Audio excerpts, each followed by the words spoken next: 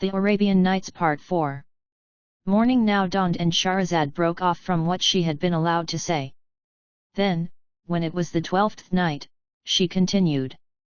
I have heard, O auspicious king, that the dervish said to the lady of the house, to Jafar and the caliph and the rest of the company that were listening, my uncle struck his son with his shoe, as he lay there, burned black as charcoal.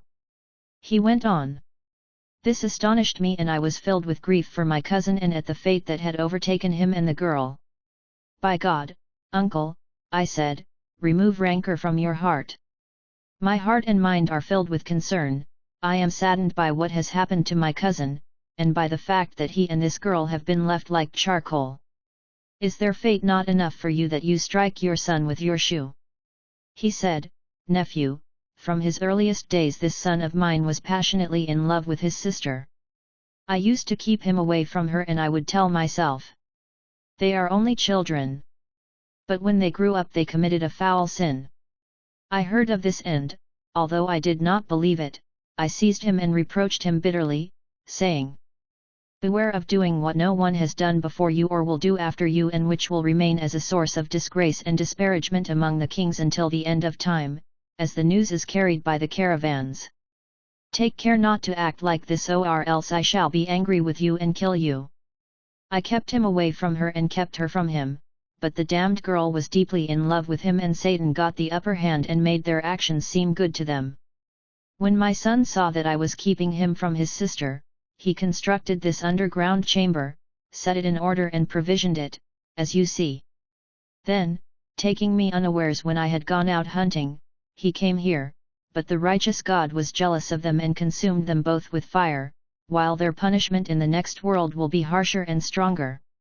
He then wept and I wept with him, and he looked at me and said, you are my son in his place. I thought for a time about this world and its happenings and of how my father had been killed by his vizier, who had then taken his place and who had plucked out my eye, and I thought of the strange fate of my cousin. I wept and my uncle wept with me. Then we climbed back up and replaced the cover and the earth and restored the tomb as it had been, after which we returned to the palace. Before we had sat down, however, we heard the noise of drums, kettle drums, and trumpets, the clatter of lances, the shouting of men, the clink of bridles and the neighing of horses. The sky was darkened by sand and dust kicked up by horses' hooves and we were bewildered, not knowing what had happened. When we asked, we were told that the vizier who had taken my father's kingdom had fitted out his troops, collected men, hired Bedouin, and come with an army like the sands that could not be numbered and which no one could withstand. They had made a surprise attack on the city, which had proved unable to resist and which had surrendered to them. After this, my uncle was killed and I fled to the edge of the city, saying to myself, if I fall into this man's hands, he will kill me. Fresh sorrows were piled on me. I remembered what had happened to my father and to my uncle and I wondered what to do, for if I showed myself, the townspeople and my father's men would recognize me and I would be killed. The only way of escape that I could find was to shave off my beard and my mustache, which I did, and after that I changed my clothes and went out of the city. I then came here, hoping that someone might take me to the commander of the faithful, the caliph of the Lord of creation, so that I might talk to him and tell him the story of what had happened to me. I got here tonight and was at a loss to know where to go when I came to where this dervish was standing. I greeted him and told him that I was a stranger, at whom he said, I too am a stranger. While we were talking, our third companion here came up to us, greeted us, introducing himself as a stranger, to which we made the same reply. We then walked on as darkness fell and fate led us to you. This is the story of why my beard and mustache have been shaved and of how I lost my eye. The lady said, touch your forelock and go not before I hear someone else's tale, the man replied. The others wondered at his story and the caliph said to Jafar, by God, I have never seen or heard the like of what has happened to this dervish. The second dervish then came forward and kissed the ground. He said, lady, I was not born one-eyed and my story is a marvelous one which, were it written with needles on the inner corners of the eyes of men, would serve as a warning to those who take heed. I was a king, the son of a king. I studied the 7 readings of the Quran, I read books and discussed them with men of learning. I studied astronomy, poetry, and all other branches of knowledge until I surpassed all the people of my time, while my calligraphy was unrivaled. My fame spread through all lands and among all kings. So it was that the king of India heard of me, and he sent a messenger to my father, together with gifts and presents suitable for royalty, to ask for me. My father equipped me with 6 ships, and after a full month's voyage we came to land. We unloaded the horses that we had taken on board with us, and we loaded 10 camels with presents, but we had only travelled a short way when suddenly we saw a dust cloud which rose and spread until it filled the sky. After a while, it cleared away to show beneath it 50 mail-clad horsemen like scowling lions, and on closer inspection we could see that they were Bedouin highwaymen. When they saw our small numbers, and that we had 10 camels laden with gifts for the king of India, they rushed at us with levelled lances. We gestured to them with our fingers and said, "We are envoys on our way to the great king of India, so do not harm us. We don't live in his country," they told us, "and are no subjects of his." Then they killed some of my servants, while the rest took flight. I was badly wounded and I too fled, but the Bedouin did not pursue me, being too busy sorting through the money and the gifts that we had brought with us. Having been cast down from my position of power, I went off with no notion of where I was going, and I carried on until I reached the top of a mountain, where I took refuge in a cave until daybreak. I continued travelling like this until I came to a strong and secure city, from which cold winter had retreated, while spring had come with its roses. Flowers were blooming, there were gushing streams, and the birds were singing. It fitted the description of the poet. A place whose citizens are subject to no fear. And safety is the master there. For its people it is a decorated shield. Its wonders being plain to see. As I was tired out with walking and pale with care, I was glad to get there. With my changed circumstances, I had no idea where to go. Passing by a tailor in his shop, I greeted him, and he returned my greeting and welcomed me with cheerful friendliness. When he asked me why I had left my own country, I told him what had happened to me from beginning to end. He was sorry for me and said, "Young man, don't tell anyone about yourself, as I am afraid lest the king of this city might do you some harm, as he is one of your father's greatest enemies and has a blood feud with him." He then produced food and drink, and he and I ate together. I chatted with him that night, and he gave me a place to myself at the side of his shop and fetched me what I needed in the way of bedding and blankets. I stayed with him for 3 days, and he then asked, "Do you know any craft by which to make your living?" I told him, "I am a lawyer, a scientist, a scribe, a mathematician, and a calligrapher." "There is no market for that kind of thing here," he replied. "No one in this city has any knowledge of science or of writing, and their only concern is making money." "By God," I said, "I know nothing apart from what I have told you." He said, "Tighten your belt, take an axe and a rope, and bring in firewood from the countryside. This will give you a livelihood until God brings you relief, but don't let people know who you are, or else you will be killed." He then brought me an axe and a rope and handed me over to some woodcutters, telling them to look after me. I went out with them and collected wood for a whole day, after which I carried back a load on my head and sold it for half a dinar. With part of this I bought food, and the rest I saved. I went on like this for a year, and then when the year was up, I came out to the countryside one day, as usual, and as I was wandering there alone I found a tree-filled hollow where there was wood aplenty. Going down into the hollow, I came across a thick tree stump and dug round it, removing the soil. My axe then happened to strike against a copper ring, and, on clearing away the earth, I discovered a wooden trapdoor, which I opened.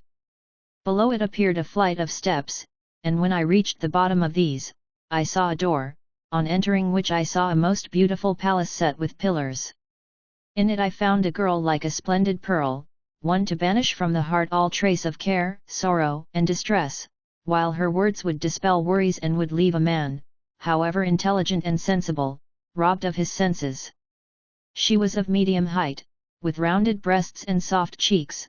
She was radiant and beautifully formed, with a face shining in the black night of her hair, while the gleam of her mouth was reflected on her breast. She was as the poet said, dark-haired and slim-waisted. Her buttocks were like sand dunes, and her figure like that of a ban tree. There is another verse. There are 4 things never before united, except to pierce my heart and shed my blood. A radiant forehead, hair like night, a rosy cheek, and a slim form. When I looked at her, I praised the Creator for the beauty and loveliness that He had produced in her. She looked at me in turn and asked, "What are you, a human or one of the jinn?" "A human," I told her, and she asked, "Who brought you to this place where I have been for 25 years without ever seeing a fellow human?" I found her speech so sweet that it filled my heart, and I said, "It was my lucky stars that brought me here, my lady, to drive away my cares and sorrows." Then I told her from beginning to end what had happened to me, and she found my plight hard to bear and wept. "I, for my part," she said, "will now tell you my own story. You must know that I am the daughter of King Iftimus, Lord of the Ebony Islands. He had given me in marriage to my cousin, but on my wedding night I was snatched away by an Ifrit named Jurgis, son of Rajmas, the son of the maternal aunt of Ibli. He flew off with me and brought me down into this place, where he fetched everything that was needed, 1/4 clothes, ornaments, fabrics, furniture, food, drink, and everything else. He comes once every 10 days, sleeps here for the night and then goes on his way, as he took me without the permission of his own people. He has promised me that if I need anything night or day, and if I touch with my hand these 2 lines inscribed on the inside of this dome, before I take my hand away he shall appear before me. Today is the 4th day since he was here, and so there are 6 left until he comes again. Would you like to stay with me for 5 days and you can then leave 1 day before he returns?" "Yes," I replied. "How splendid it is when dreams come true." This made her glad and, rising to her feet, she took me by the hand and led me through an arched door to a fine, elegant bath. When I saw this, I took off my clothes and she took off hers. After bathing, she stepped out and sat on a bench with me by her side. Then she poured me out wine flavored with musk and brought food. We ate and talked, until she said, "Sleep, rest, for you are tired." Forgetting all my troubles, I thanked her and fell asleep. When I woke, I found her massaging my feet. "God bless you," I said, and we sat there talking for a time. "By God," she said, "I was unhappy, living by myself under the ground, with no one to talk to me for 25 years. Praise is to God, who has sent you to me." Then she asked me whether I would like some wine, and when I said yes, she went to a cupboard and produced old wine in a sealed flask. She then set out some green branches, took the wine and recited, "Had I known you were coming, I would have spread my heart's blood o'er the pupils of my eyes.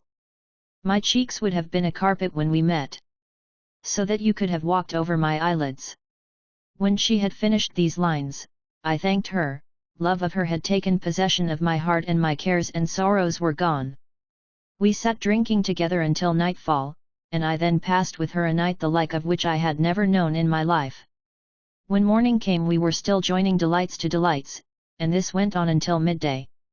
I was so drunk that I had lost my senses and I got up, swaying right and left, and I said, "Get up, my beauty, and I will bring you out from under the earth and free you from this Ifrit." She laughed and said, "Be content with what you have and stay silent. Out of every 10 days he will have 1 and 9 will be for you." But drunkenness had got the better of me and I said, "I shall now smash the dome with the inscription, 'Let him come,' so that I may kill him, for I am accustomed to killing Ifrits." On hearing this, she turned pale and exclaimed, "By God, don't do it." Then she recited, "If there is something that will destroy you, protect yourself from it." She added more lines. "You look for separation, but rein in the horse that seeks to head the field. Patience, for time's nature is treacherous. And at the end companions part."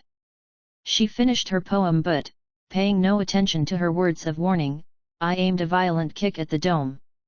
Morning now dawned and Shahrazad broke off from what she had been allowed to say. Then, when it was the 13th night, she continued, "I have heard, O auspicious king, that the second dervish said to the lady of the house. As soon as I had delivered my violent kick, it grew dark, there was thunder and lightning, the earth shook and everything went black. My head cleared immediately and I asked the girl, "What has happened?" "The Ifrit has come," she said.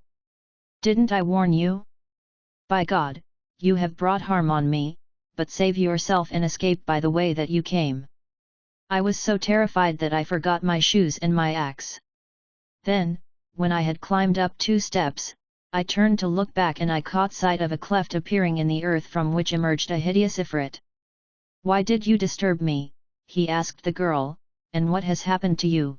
"Nothing has happened to me," she said, "but I was feeling depressed and I wanted to cheer myself by having a drink. So I drank a little, and then I was about to relieve myself, but my head was heavy and I fell against the dome." "Whore, you are lying," said the Ifrit, and he looked through the palace, right and left, and caught sight of the shoes and the axe. "These must belong to a man," he exclaimed. "Who was it who came to you?" "I have only just seen these things," she said. "You must have brought them with you." "Nonsense, that doesn't deceive me, you harlot," he cried.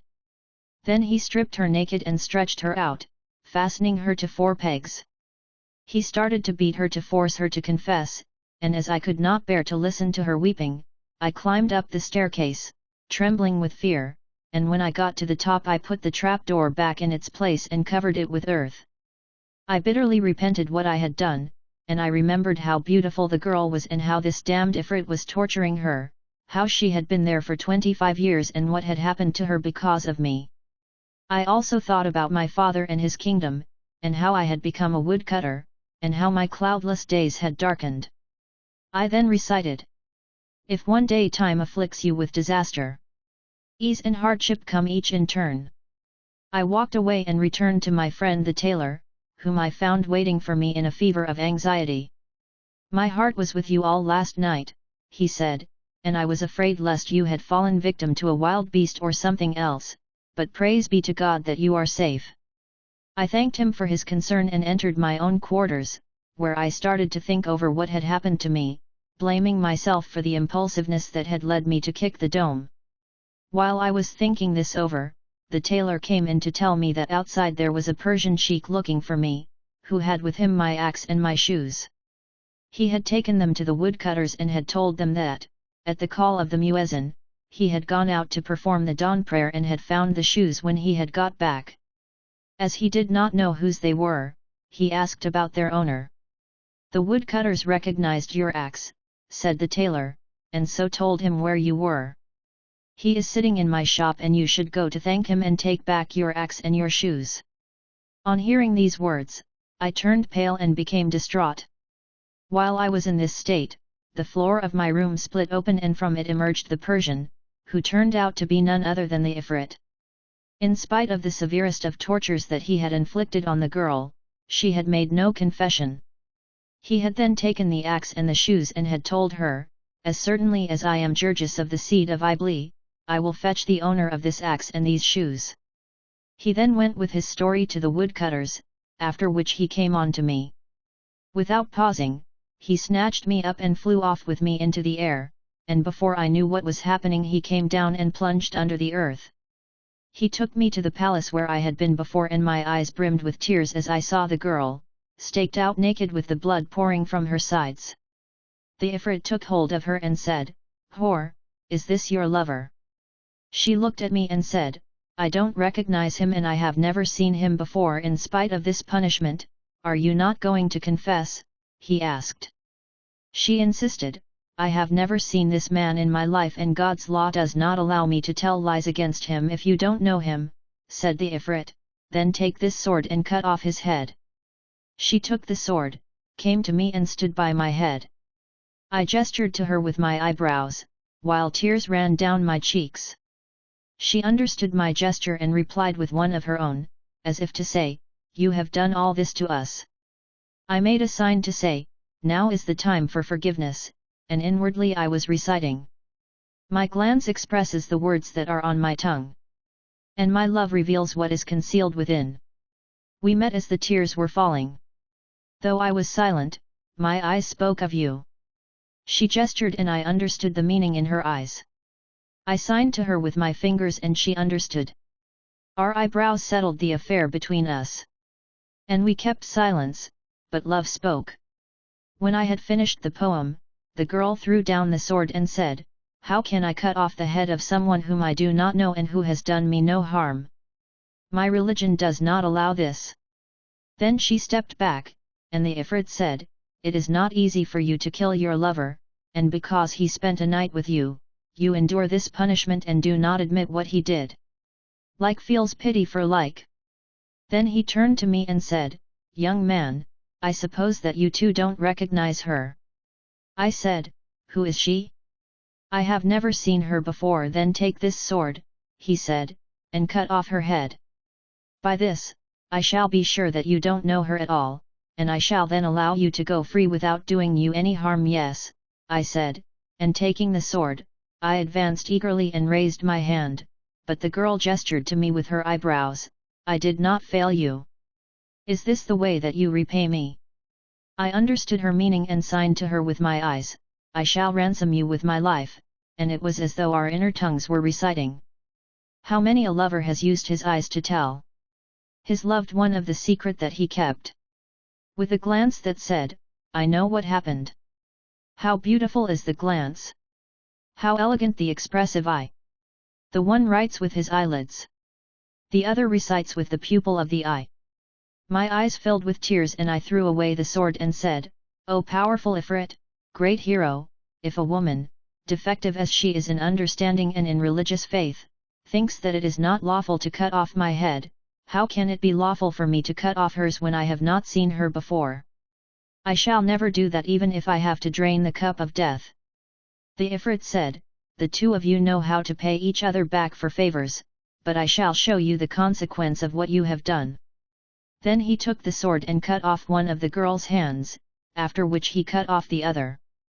With 4 blows he cut off her hands and her feet, as I watched, convinced that I was going to die, while she took farewell of me with her eyes. "You are whoring with your eyes," said the Ifrit, and he struck off her head. Then he turned to me and said, "Mortal, our code allows us to kill an unfaithful wife. I snatched away this girl on her wedding night when she was 12 years old and she has known no one but me. I used to visit her for 1 night in every 10 in the shape of a Persian. When I was sure that she had betrayed me, I killed her. As for you, I am not certain that you have played me false, but I cannot let you go unscathed, so make a wish." "Lady," I was delighted and asked, "What wish shall I make? You can tell me what shape you want me to transform you into," he said, "that of a dog, an ass, or an ape?" I was hoping that he would forgive me and so I said, "By God, if you forgive me, God will forgive you, because you have spared a Muslim who has done you no harm." I went on to implore him with the greatest humility, and, standing before him, I cried, "I am wronged." "Don't talk so much," he said. "I am not far from killing you, but I will give you one chance. Forgiveness befits you better, Ifrit," I said, "so forgive me as the envied forgive the envier." "How was that?" he asked, and I replied, "It is said, O Ifrit, that in a certain city there were 2 men living in 2 houses joined by a connecting wall. One of these 2 envied the other and because of this he used the evil eye against him and did all he could to injure him.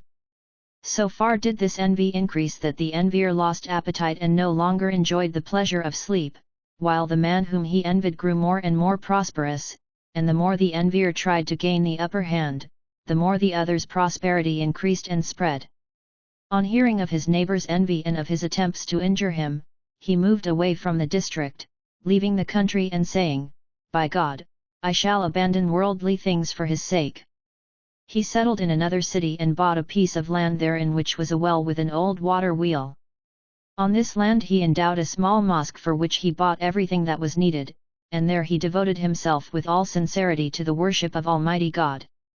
Fakirs and the poor flocked there from every quarter, and his fame spread in that city until eventually his envious neighbor heard how he had prospered and how the leading citizens would go to visit him.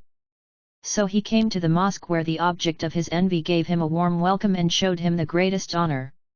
The envier then said, I have something to tell you, and this is why I have made the journey to see you. So get up and come with me." The other did this, and, taking the envier's hand, he walked to the farthest end of the mosque. "Tell the fakirs to go to their rooms," said the envier, "for I can only speak to you in private where no one can hear us." This the envied did, and the fakirs went to their rooms as they were told. The two then walked on a little until they came to the old well, and there the envier pushed his victim into it without anyone knowing. He himself then left the mosque and went on his way, thinking that he had killed his former neighbor. The well, however, was inhabited by jinn, who caught the falling man and lowered him gently onto the bedrock. They then asked each other whether any of them knew who he was. Most said no, but one of them said, "This is the man who fled from his envier and who settled in this city where he founded this mosque. We have listened with delight to his invocations and to his reading of the Quran." The envier travelled to meet him and by a trick threw him down into our midst. But news of him has reached the king, who is intending to visit him tomorrow on the matter of his daughter. "What is wrong with his daughter?" asked one of the jinn. "She is possessed by an evil spirit," replied the other, "for the Jinni Marwan ibn Damdam is in love with her. If this man knew how to treat her, he could cure her, for the treatment is the easiest possible." "What is it?" asked the other. "The black cat that he has with him in the mosque has a white spot as big as a dirham at the end of its tail. If he takes 7 of its white hairs and uses them to fumigate the girl, the evil spirit will leave her head and never return, and she will be cured there and then." The man was listening to all this, and so it was that the next morning, when dawn broke and the fakirs came, they found the sheik rising out of the well, and as a result he became a figure of awe to them.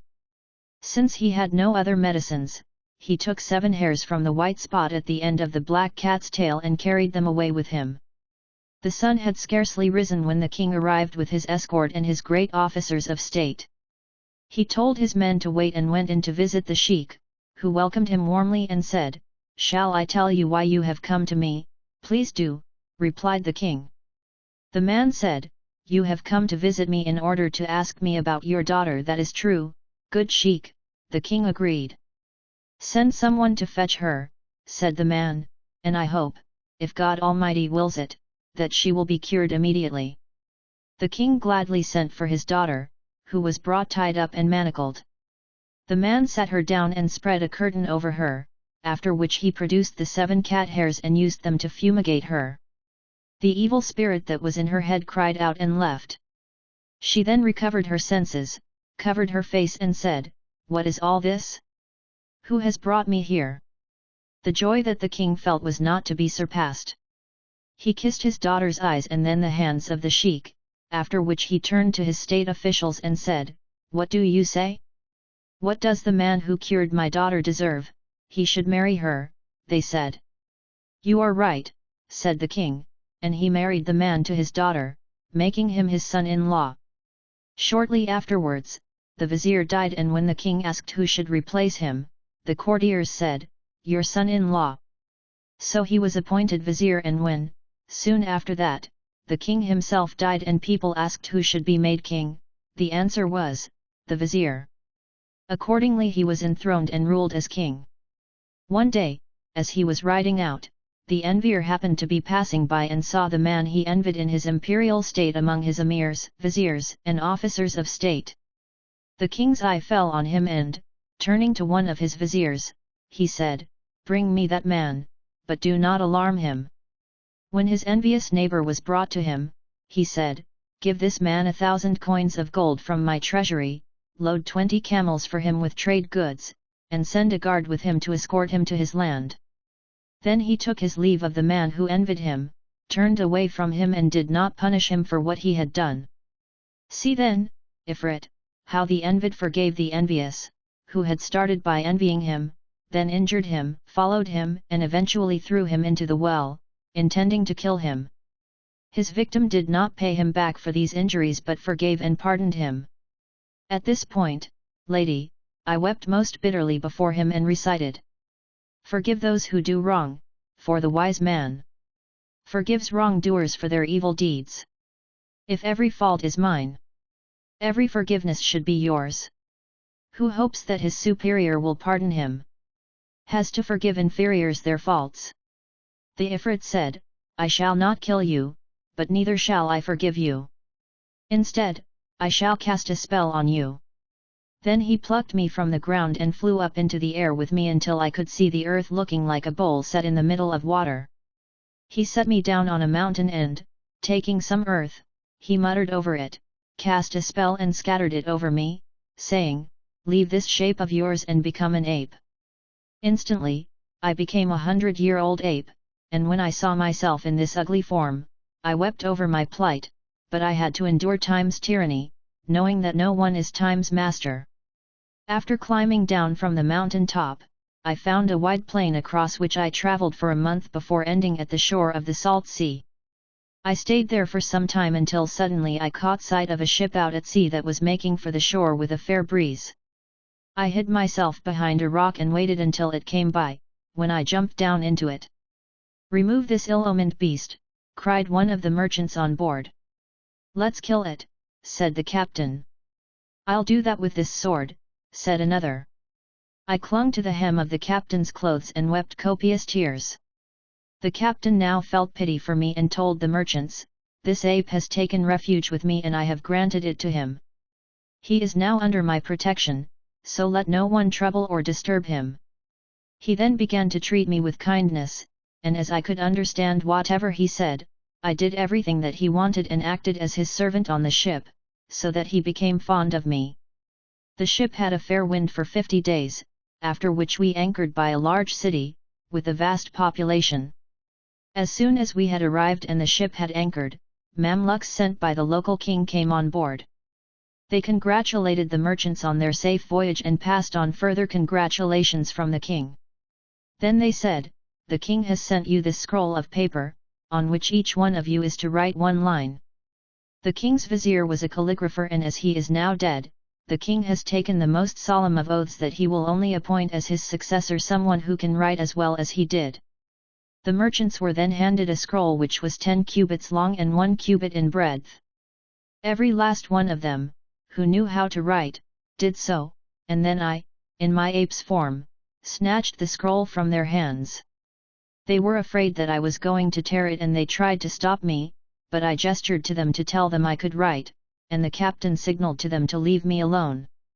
If he makes a mess of it, he said, we can drive him away, but if he can write well, I shall take him as a son, for I have never seen a more intelligent ape. Then I took the pen, dipped it in the inkwell and wrote in the Rukai script. Time has recorded the excellence of the generous. But up till now your excellence has not been written down. May God not orphan all mankind of you. Who are the mother and father of every excellence?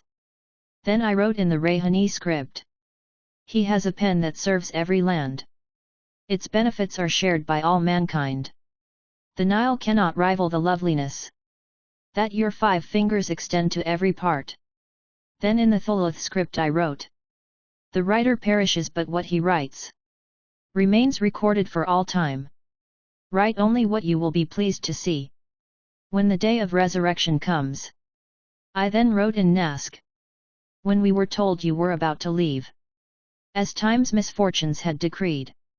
We brought to the mouths of inkwells with the tongues of pens. What we complained of in the pain of parting. Then I wrote in Tumur script. No one holds the caliphate forever. If you do not agree, where is the first caliph? So plant the shoots of virtuous deeds. And when you are deposed, no one will depose them. And when you are deposed, no one will depose them. Then I wrote in Muhaktic script. Open the inkwell of grandeur and of blessings. Make generosity and liberality your ink. When you are able, write down what is good. This will be taken as your lineage and that of your pen. I then handed over the scroll and, after everyone had written a line, it was taken and presented to the king. When he looked at it, mine was the only script of which he approved and he said to his courtiers, Go to the one who wrote this, mount him on a mule and let a band play as you bring him here. Then dress him in splendid clothes and bring him to me. When they heard this, they smiled. The king was angry and exclaimed, Damn you, I give you an order and you laugh at me, there is a reason for our laughter, they said. What is it? He asked. You order us to bring you the writer, but the fact is that this was written by an ape and not a man, and he is with the captain of the ship, they told him. Is this true? He asked. Yes, Your Majesty, they said. The king was both amazed and delighted. He said, I want to buy this ape from the captain, and he sent a messenger to the ship, with a mule, a suit of clothes and the band. Dress him in these clothes, he said, mount him on the mule and bring him here in a procession. His men came to the ship, took me from the captain, dressed me and mounted me on the mule. The people were astonished and the city was turned upside down because of me, as the citizens flocked to look at me. When I was brought before the king, I thrice kissed the ground before him, and when he told me to sit, I squatted on my haunches. Those present were astonished at my good manners, and the most astonished of all was the king. He then told the people to disperse, which they did, leaving me with him, his eunuch and a young Mamluk. At the king's command, a table was set for me on which was everything that frisks or flies or mates in nests, such as sand grouse, quails, and all other species of birds. The king gestured to me that I should eat with him, so I got up, kissed the ground in front of him and joined him in the meal. Then, when the tablecloth was removed, I washed my hands 7 times, took the inkwell and the pen, and wrote these lines. Turn aside with the chickens in the spring camp of the saucers, and weep for the loss of fritters and the partridges. Mourn the daughters of the sand grouse, whom I do not cease to lament, together with fried chickens and the stew. Alas for the 2 sorts of fish served on a twisted loaf! How splendid and how tasty was the roasted meat, with fat that sank into the vinegar in the pots. Whenever hunger shakes me, I spend the night applying myself to a pie, as bracelets glint.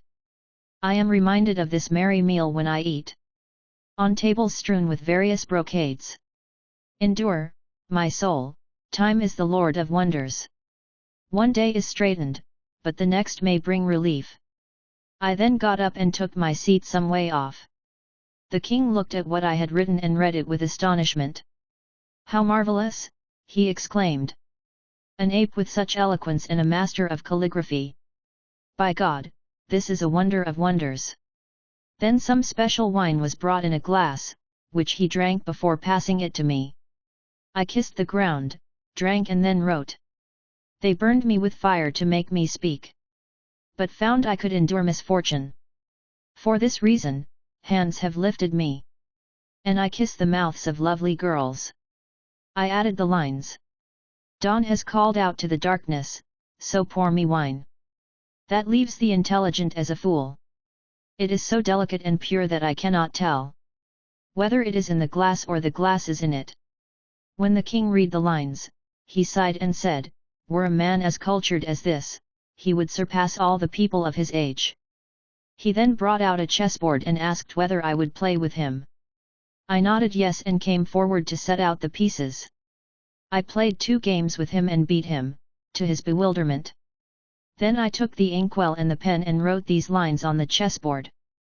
2 armies fight throughout the day, the battle growing fiercer every hour. But when night's darkness covers them, both sleep together in one bed. On reading this, the king was moved to wonder, delight and astonishment and told a servant, go to your mistress, Sit al-Husn, and tell her that I want her to come here to see this wonderful ape. The eunuch went off and came back with the lady. When she saw me, she covered her face and said, Father, how can you think it proper to send for me in order to show me to men? Sit al-Husn, he said, there is no one here except for this little Mamluk, the eunuch who brought you up, and I, your father. So from whom are you veiling your face? She said, this ape is a young man, the son of a king, who has been put under a spell by the Ifrit Jurgis, of the stock of Ibli, who killed his own wife, the daughter of King Iftimus, the lord of the Ebony Islands. You think that he is an ape, but in fact he is a wise and intelligent man. The king was astonished by his daughter and he looked at me and said, Is what she says about you true? I nodded yes and broke into tears. How did you know that he was under a spell? The king asked his daughter. When I was young, she replied, I had with me a cunning old woman who had knowledge of magic, a craft she passed on to me.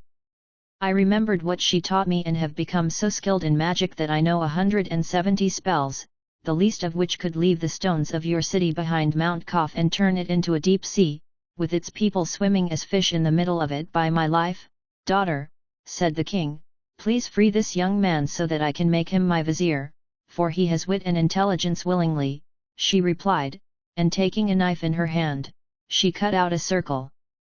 Morning now dawned and Shahrazad broke off from what she had been allowed to say. Then, when it was the 14th night, she continued. I have heard, O auspicious king, that the dervish said to the lady of the house. The princess took in her hand a knife inscribed with Hebrew characters, and with this she cut a circle in the middle of the palace. Over this she wrote names, talismans, and spells, and she recited words, some intelligible and some unintelligible. After a time, everything grew dark and the Ifrit came down on us in his own shape. His arms were like winnowing forks, his legs like the masts of ships, and his eyes like firebrands. We shrank from him in fear, and the princess said, There is no welcome for you, at which he turned into a lion and said, Traitress, you have broken the covenant and the oath. Did we not swear that neither of us would oppose the other, you accursed Ifrit? She said, Am I bound to one like you? Take what comes to you, said the Ifrit, and in his lion shape he opened its mouth and sprang at the girl. She quickly took one of her hairs, shook it in her hand and muttered a spell, so that the hair became a sharp sword. With this she struck a blow at the lion which cut it in two, but its head turned into a scorpion. For her part, the princess turned into a huge snake which attacked the damned Ifrit in his scorpion form. There was a fierce fight, and the scorpion turned into an eagle while the snake became a vulture. For some time the vulture pursued the eagle until it turned into a black cat. The princess then became a brindled wolf, and for a time the two creatures fought together in the palace. Then the cat, finding itself beaten, became a large red pomegranate in the middle of the palace fountain. When the wolf came up to it, it rose in the air and fell on the palace floor, where it burst, its seeds scattered, each in a different place, until they covered the floor. A shiver ran through the wolf and it became a cock, which started to pick the seeds so as not to leave a single one, but, as was fated, one of them was hidden by the side of the fountain. The cock then started to crow and to flap its wings, gesturing to us with its beak. We could not understand what it meant, and it crowed so loudly that we thought that the palace had fallen in on us. Then it went all around the floor until it saw the grain concealed beside the fountain. It pounced on this to pick it up, but the grain slipped into the middle of the water in the fountain and became a fish which dived down to the bottom. The cock turned into a bigger fish and went down after it. This second fish vanished from sight for some time, and then suddenly we heard a loud cry and a scream, which made us shudder. Then out came the Ifrit like a firebrand, with fire coming from his open mouth and fire and smoke from his eyes and nose. He was followed by the princess in the form of a huge burning coal, and the two fought for a time until both were covered by thick flames and the palace was choked with smoke. We were terrified and were about to plunge into the water, fearing we might be burned to death. The king recited the formula, There is no might and no power except with God, the Exalted, and the Omnipotent. We belong to God, and to Him do we return. He added, I wish that I had not forced her to do this in order to rescue this ape, placing so huge a burden on her to confront this damned Ifrit, who cannot be matched by all the Ifrits to be found in the world. I wish that I had never known this ape. 1/4 May God give him no blessing now or ever. I had wanted to do him a favor for God's sake and to free him from his spell, but my heart has been weighed down by misfortune. Meanwhile, I myself, lady, was tongue-tied and could not say anything to him. Then, before we knew what was happening, there was a shout from beneath the flames, and the Ifrit was there in the hall with us, blowing fire into our faces. The princess caught up with him and blew back fire at him, while we were struck by sparks from both of them. Her sparks did us no harm, but one of his caught me in the eye while I was still in my ape form and blinded it. Another spark struck the king's face, half of which it burned, together with his beard and lower jaw, while all his lower teeth fell out. Yet another fell on the chest of the eunuch and he was immediately burned to death. We were sure that we were about to die, but in the midst of our despair we heard a voice extolling God and adding, "He has given victory and aid and has confounded those who disbelieve in the religion of Muhammad, the radiant moon." This voice belonged to none other than the princess, who had burnt the Ifrit, reducing him to a pile of ashes. She came up to us and said, "Bring me a cup of water." When this had been fetched, she spoke some incomprehensible words over it, sprinkled me with the water and said, "I conjure you by the truth, and by the greatest name of God, return freely to your original shape." A shudder ran through me and suddenly I had gone back to being a man, although I had lost one eye. The princess then cried out, "The fire, father, the fire! I have not much longer to live. I have not been used to fighting with a genie, although, had he been human, I would have killed him long ago. I was not in difficulty until the pomegranate burst and I picked up the seeds, but I forgot the one which contained the Ifrit's life. Had I picked it up in time, he would have died instantly, but I did not know what fate had ordained. Then he came back and we fought a hard battle under the earth, in the sky and in the water. Every time I tried a spell, he would reply with another, until he tried the spell of fire, and there are few who escape when this is used against them. Then destiny came to my aid and I burned him up before he could burn me, after I had summoned him to accept the religion of Islam. But now I am a dead woman, may God recompense you for my loss." Then she cried for help against the fire and went on crying as a black spark leapt up to her breast and from there to her face. When it got there, she wept and recited, "I bear witness that there is no God but God and that Muhammad is the Prophet of God." We looked at her and all of a sudden she had become a pile of ashes lying beside those of the Ifrit. We grieved for her and I wished that I could have taken the place of my benefactress rather than see her beautiful face reduced to ashes, but God's decrees are not to be revoked. On seeing what had happened to his daughter, the king plucked out what was left of his beard, struck his face and tore his clothes, as did I, and we both wept for her. The chamberlains and officers of state arrived to find the two piles of ashes and the king lying unconscious. For a time they stood around him in amazement, and when he recovered and told what had happened to the princess in her encounter with the Ifrit, they were filled with distress and the women and the slave girls all screamed. After 7 days of mourning, the king gave orders for a huge dome to be built over his daughter's ashes, which was lit with candles and lamps, while the Ifrit's ashes were scattered in the air, subject to God's wrath. The king then fell ill and was at the point of death, but he recovered after a month and his beard grew again. He sent for me and said, "Young man, I passed my days living at ease, protected from the calamities of time, until you came here. How I wish that I had never set eyes on you or your ugly face, for it is you who have brought me to ruin. Firstly, I have lost my daughter, who was worth 100 men. It was you whom my daughter rescued at the cost of her own life. Secondly, I was injured by fire, I lost my teeth, and my servant died. I recognize that none of this was your fault, all that happened to you and to me came from God, 1/4 to whom be praise. But now, my son, leave my land, for you has caused enough suffering, as was fated for me and for you. Go in peace, but if you come back and I see you again, I shall kill you." He shouted at me and I left his presence, scarcely believing that I had escaped and without knowing where to go. I thought over what had happened to me, 1/4 how I had been abandoned on my journey, how I had escaped from my attackers, how I had walked for a month before entering the city as a stranger, how I had met the tailor and then the girl in the underground chamber, and how I had escaped from the Ifrit who had wanted to kill me.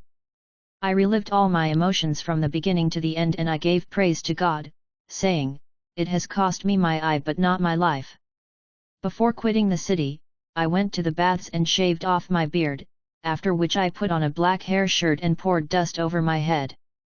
There is not a day on which I do not weep, thinking of the disasters that have struck me and of the loss of my eye. Every time I think of this, I shed tears and recite these lines. By God, the Merciful, surely my affair bewilders me. I do not know the source of sorrows that have surrounded me. I shall endure until endurance itself cannot match mine. I shall endure until endurance itself cannot match mine. Continuing until God closes my affairs. I may be conquered, but I shall not show pain. As a thirsty man endures in a hot valley. I shall endure until endurance itself learns. I can endure what is more bitter than aloes.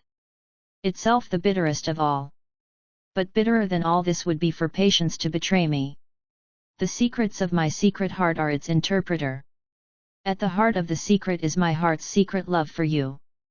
Were mountains to feel my sorrow, they would be crushed. Fire would be quenched and winds would cease to blow. Whoever claims that time holds sweetness must sometime meet a day more bitter than aloes. After that, I wandered through the world visiting cities and making for Baghdad, the house of peace, in the hope of reaching the commander of the faithful and telling him what had happened to me. I arrived at the city tonight and there I found this first companion of mine standing in perplexity. I greeted him and talked to him and then our third companion arrived, greeted us and told us that he was a stranger. So are we, the two of us said, and we have only just come on this blessed night. The three of us then walked together without knowing each other's stories until fate brought us to this door and we came into your presence. This, then, is the reason why my beard and mustache have been shaven and my eye gouged out. Yours is a strange story, said the lady of the house. You can touch your forelock and go on your way not before I have heard my companion's stories, he replied, at which the third dervish stepped forward and said. Great lady, my tale is not like theirs but is more wonderful and more marvelous, and it explains the reason for the shaving of my beard and the plucking out of my eye. They both were victims of fate, but I brought this fate upon myself, burdening my own soul with sorrow. I was a king and the son of a king. After my father's death, I succeeded to the throne, ruled justly and treated my subjects well. I was fond of sailing and my city lay on the shore of a broad sea, in the middle of which many large islands were scattered, and I had 50 merchant ships, 50 smaller pleasure boats and 150 warships. It so happened, that I decided to go on a pleasure trip to the islands and I set out with 10 ships, taking provisions for a whole month.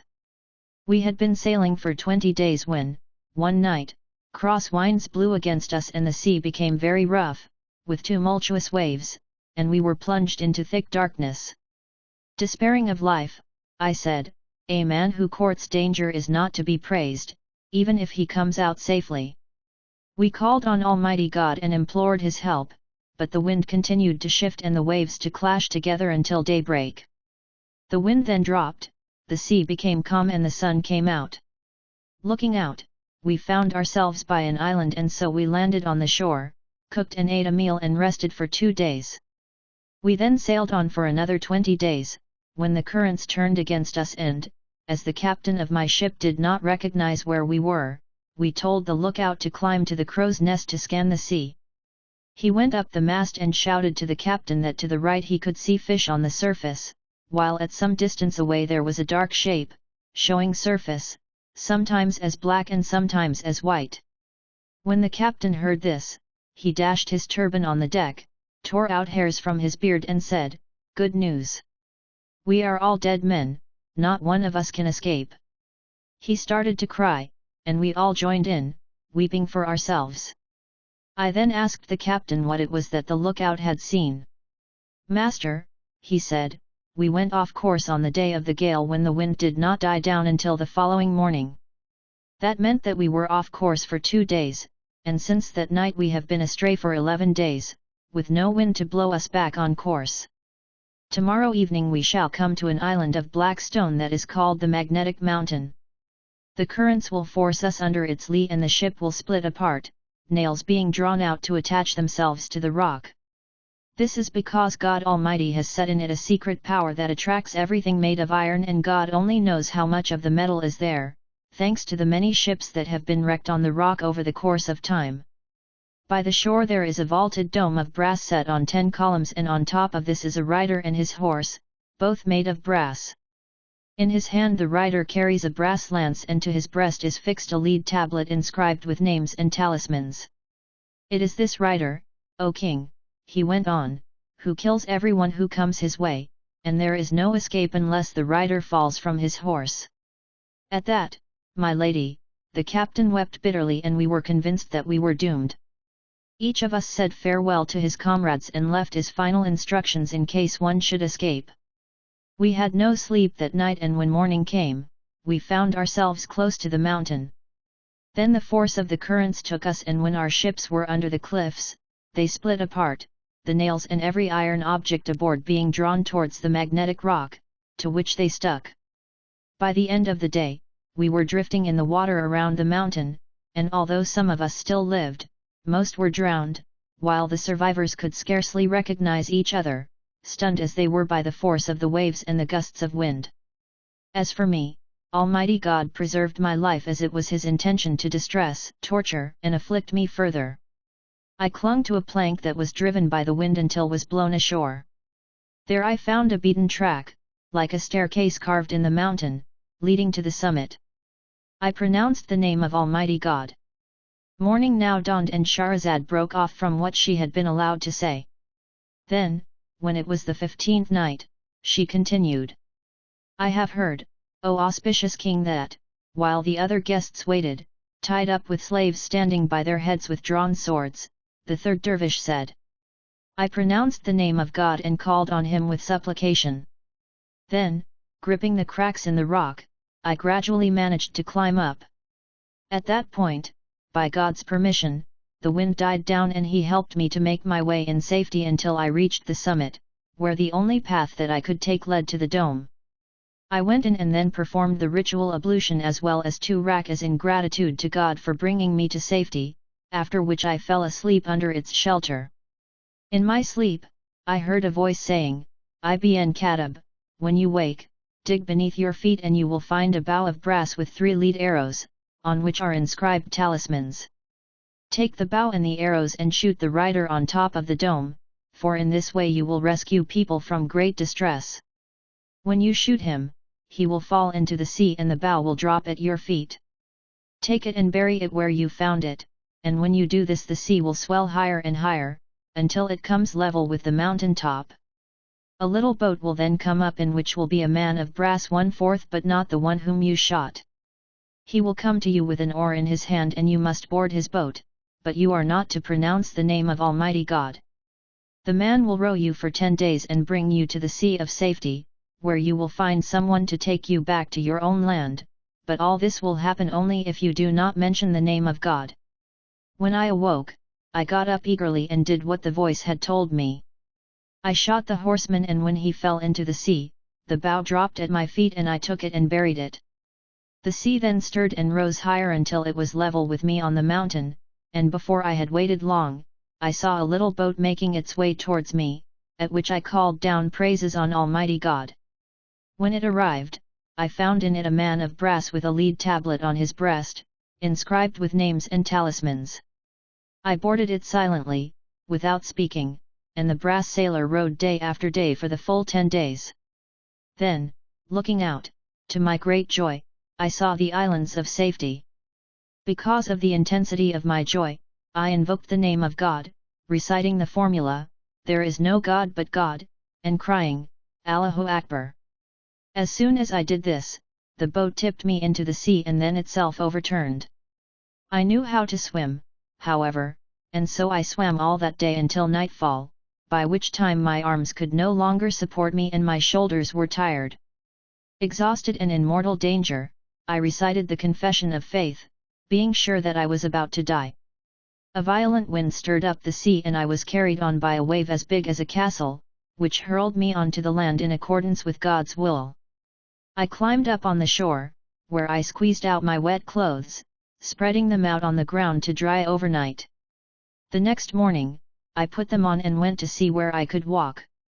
I came to a valley, only to discover, after walking round the edge of it, that I was on a small island surrounded by sea.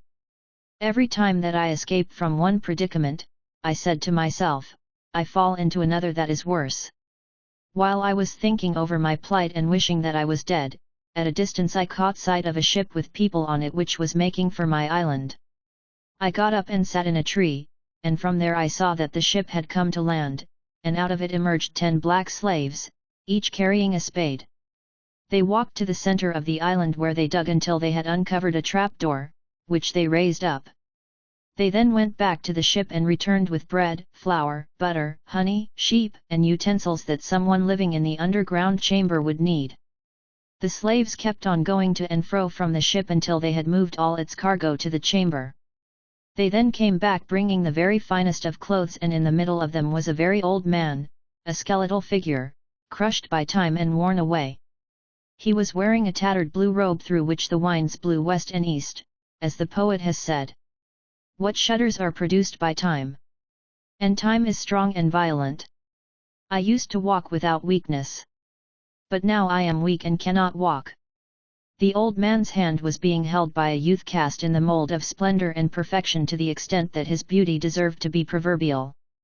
He was like a tender branch, enchanting every heart with his grace and enslaving all minds with his coquetry. As the poet has said, beauty was brought to be measured against him, but bowed its head in shame. It was asked, "Have you seen anything like this, beauty?"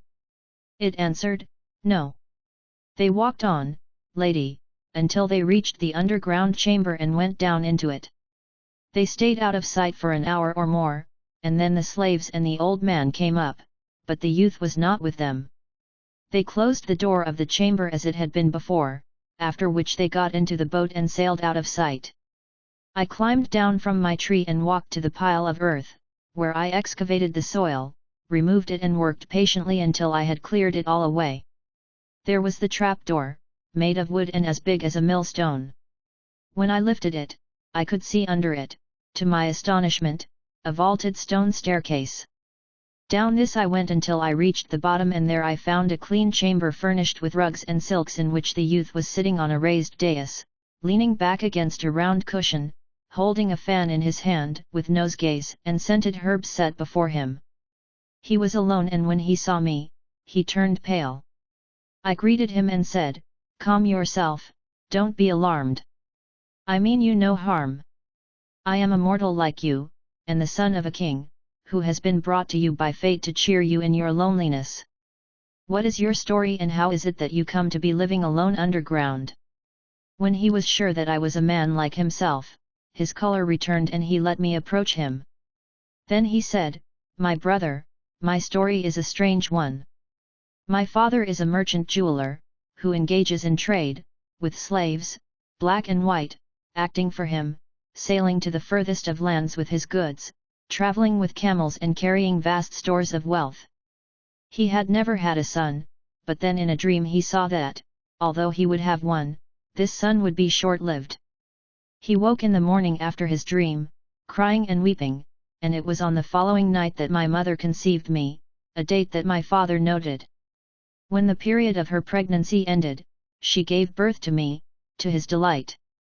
He gave banquets and fed the mendicants and the poor because, so near the end of his life, he had been granted this gift.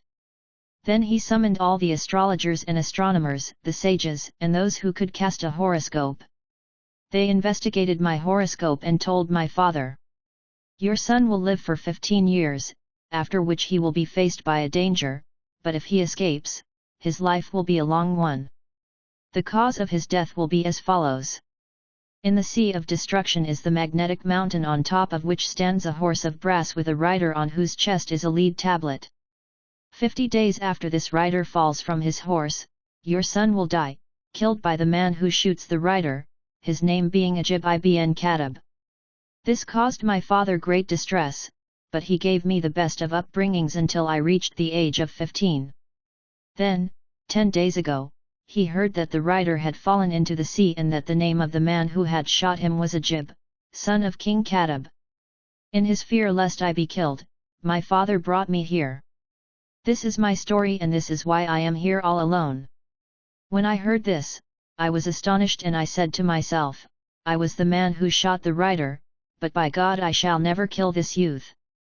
Speaking aloud, I said, "Master, may you be preserved from disease and destruction, and if God Almighty wills it, you shall not see care, sorrow, or confusion. I shall sit with you and serve you, and then, having kept company with you throughout this period, I shall go on my way and you can take me to some of your Mamluks, with whom I can travel back to my own lands.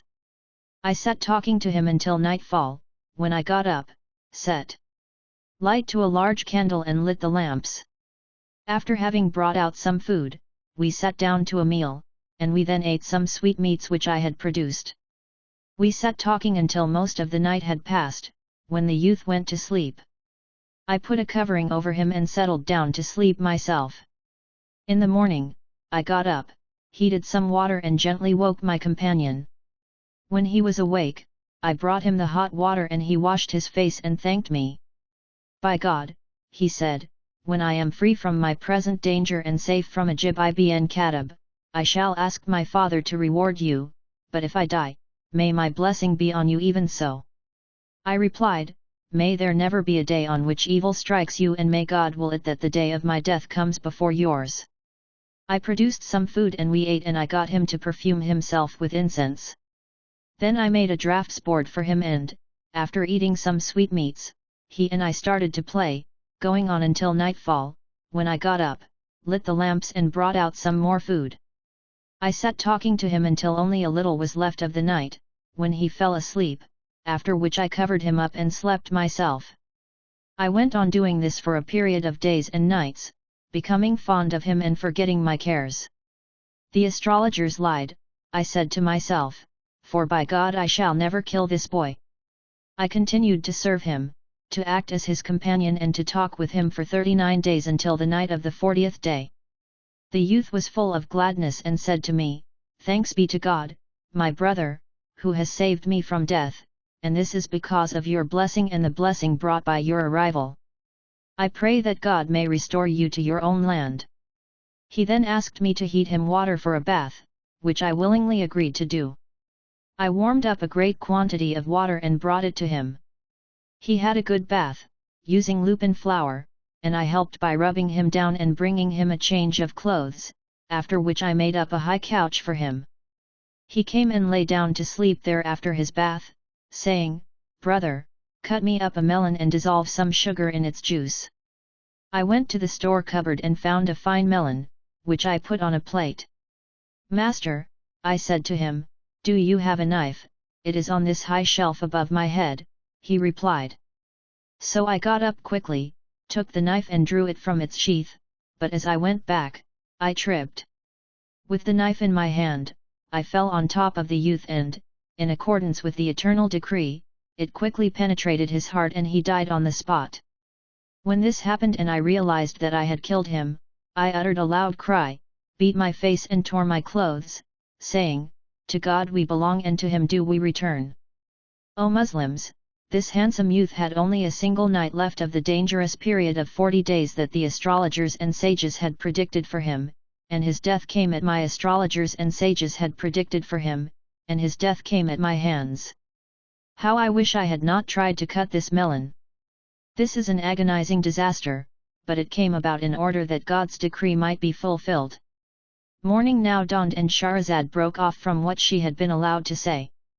Then, when it was the 16th night, she continued.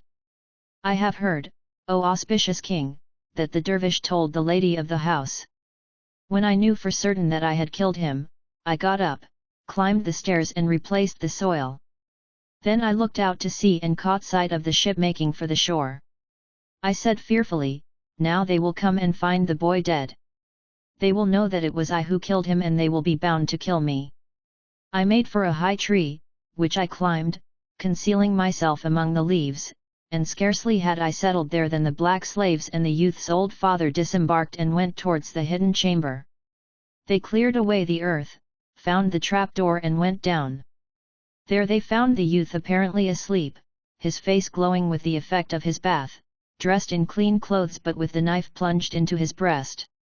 They shrieked, wept, struck their faces, wailing and lamenting. The old man fainted for so long that the slaves thought that he would not survive his son. They wrapped the corpse of the youth in his clothes, covered him in a silken sheet and returned to the boat. Behind them came the old man, but when he saw his son laid out, he fell to the ground, poured earth on his head, struck his face and plucked out his beard, while the thought that his son had been killed caused his tears to flow faster and he fainted again. One of the slaves got up and spread a piece of silk on a couch, upon which they laid the old man and then sat by his head. While all this was going on, I was in the tree above them, watching what was happening.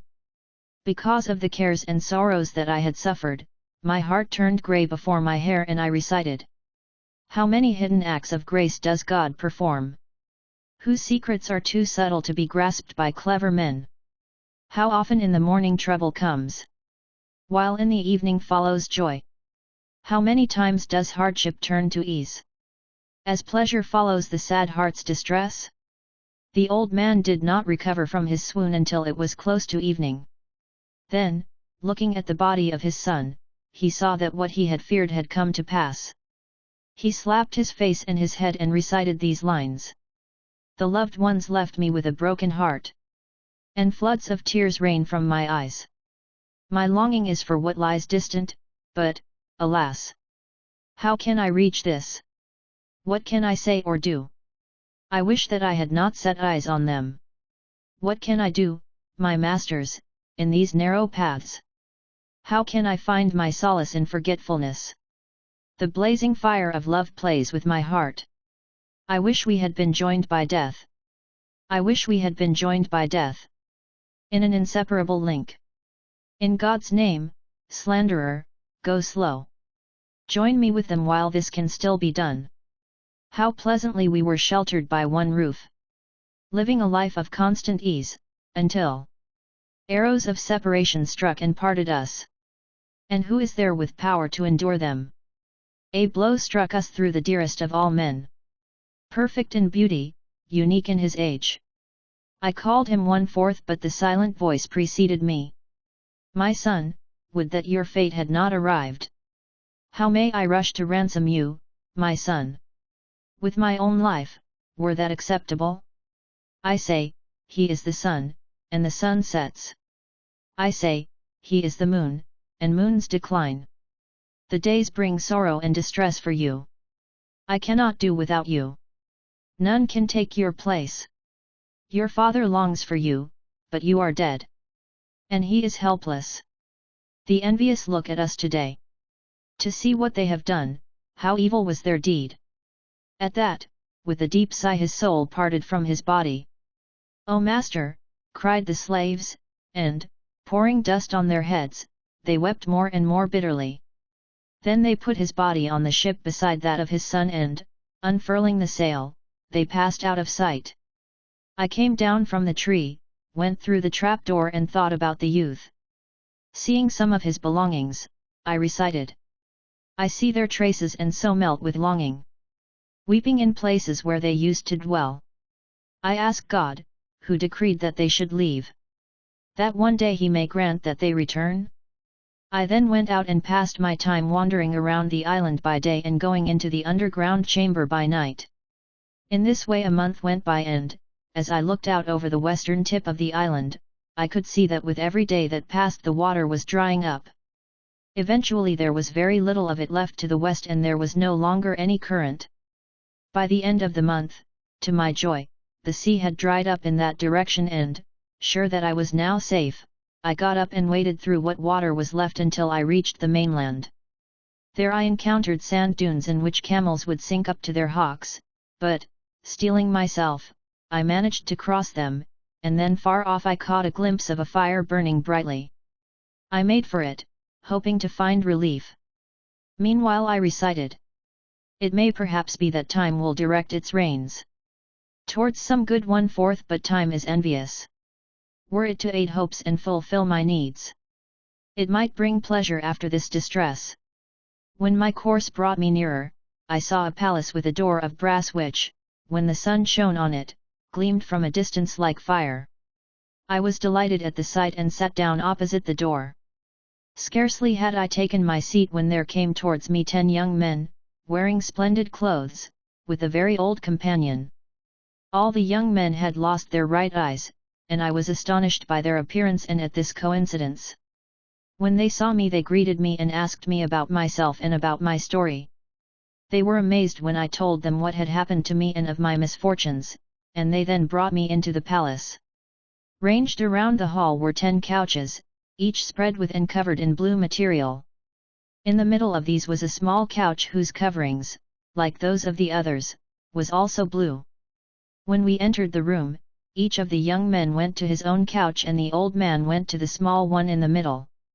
He told me to sit down, but warned me not to ask questions about him and his companions or why they were one-eyed. He then brought food for each man in one container and drink in another, and he did the same for me. After that, they sat asking me about my circumstances and my adventures, and their questions and my replies took up most of the night.